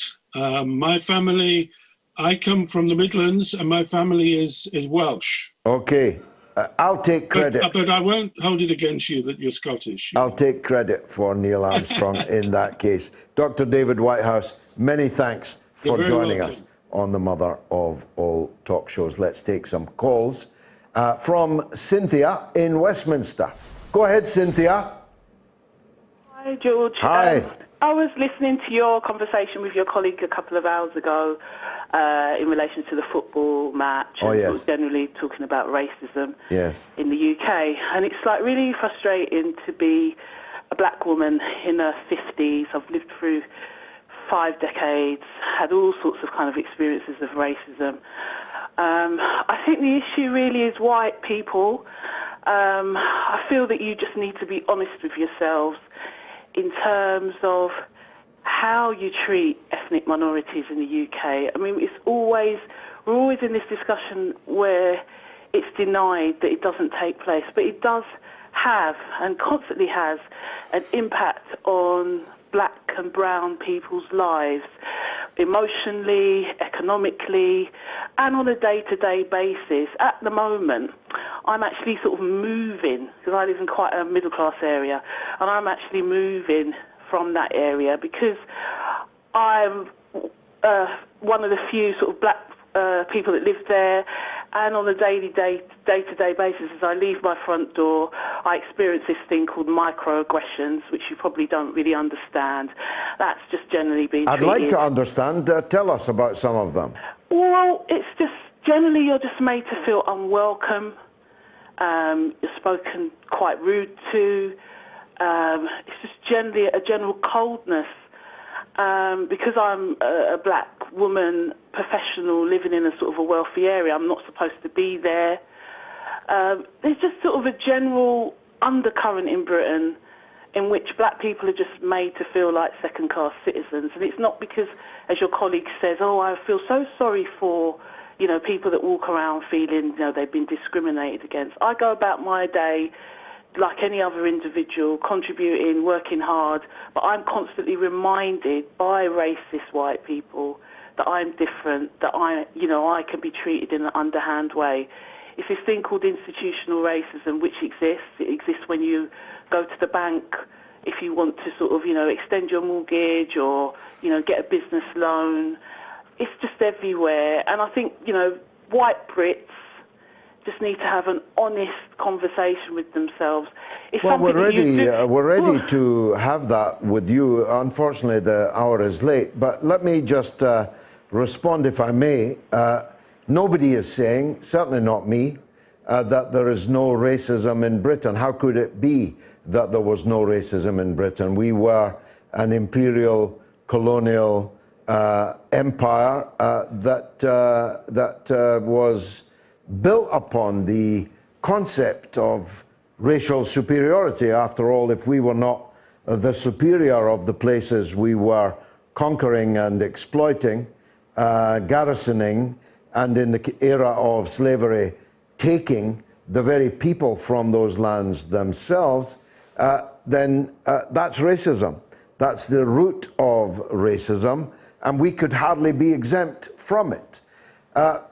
My point was that of all the countries I know, racism is less here than it is in those other countries. That there is less now than there was, I assure you of that, when I was young and living in a place where there were no people of colour. I mean, I would be a teenager before I saw a person of colour, but there was plenty of racism in people's discourse, in the television shows that were on, in the casual conversation, even of well-meaning people. So Britain is less racist than the other countries. Britain is less racist now than it was. And the England football team and the way that the whole country fell in love with it is an example of that. Last word to you, Cynthia. I mean, that's not good enough if you're a tax-paying, hard-working black person who continuously sees that you're at a disadvantage because of white people's attitudes to the colour of your skin. It's not good enough that we still are in the economic position we are in because we suffer discrimination in the workplace, employment matters, etc. What we now live under is a system of covert racial discrimination. It's hidden, it's denied, but it still has an Well, it's insidious illegal, effect. of course. It's illegal. Yeah, well, it still has an insidious effect on our life chances. You know, why is it that, you know, black women are 5 times more likely to die in the NHS when they give birth to children? Why is it that we have a disproportionate number of young men, black men, in prison, in the criminal justice system? White people in Britain, you know, you need to stop telling yourselves that you're not racist and you're better than every other country. Well, we are better than every other country. Look in the mirror. No, but we you're are. not treated. Well, tell me a country that's better. Yeah, but that means nothing to me. Well, it may not. It's a fair point. That means nothing to me and my children because we live here. We're born here. Yeah. I've been here. We contribute. You know, we've been here long enough. We've done the Windrush. We work. You know, we were in the First World War, Second World War. It's about time that you look at yourselves and change your attitudes and stop being so ignorant. We're human beings. We deserve to be treated fairly like everyone else. Okay. This country is supposed to be highly educated, highly superior in its arts and history, but you know what? There's one thing it's not good at. It's not good at being fair and kind to all the nations that have contributed to its wealth, whether in slavery or otherwise. And I just feel that, you know, this football match really hit home. You know, the first thing that came out of their mouths was bananas and monkeys and everything. Stop being in denial. Why was it their first instinct? They didn't see a 19-year-old boy. They didn't see a 23-year-old that had helped to sort of, you know, feed and support children in poverty. All they saw was the colour of their skin. Some foul beasts did that, you're right. But the number of them was small, and the vast majority of them were from outside of the United Kingdom, which is the point that I was making. But listen, are you still there? I want to ask you something, Cynthia. Yeah. It's a difficult question. I'm sorry I have to ask it. Yeah. Is racism only something that happens from white people? Because we both know that it is not. Yes, we both know that there is racism between other races also, including in this country. We both know that some black people stab other black people because those other black people are blacker than them.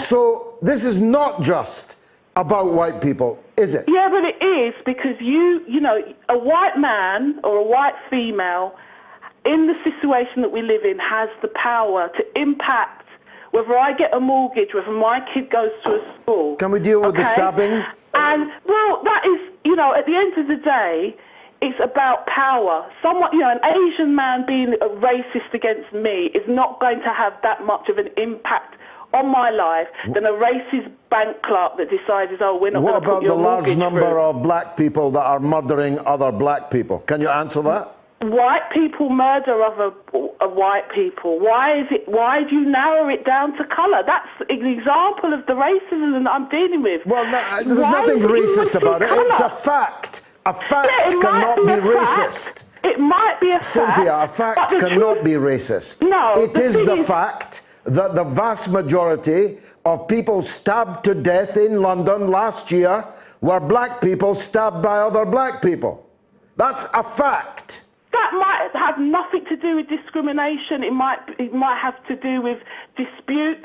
What I'm talking about is the fact that, you know, anonymous individuals will harass me, will affect my economic development simply because they've got this ingrained, ignorant foolishness in their mind that when they look at me, they don't see a human being, they see something that they think is less than them.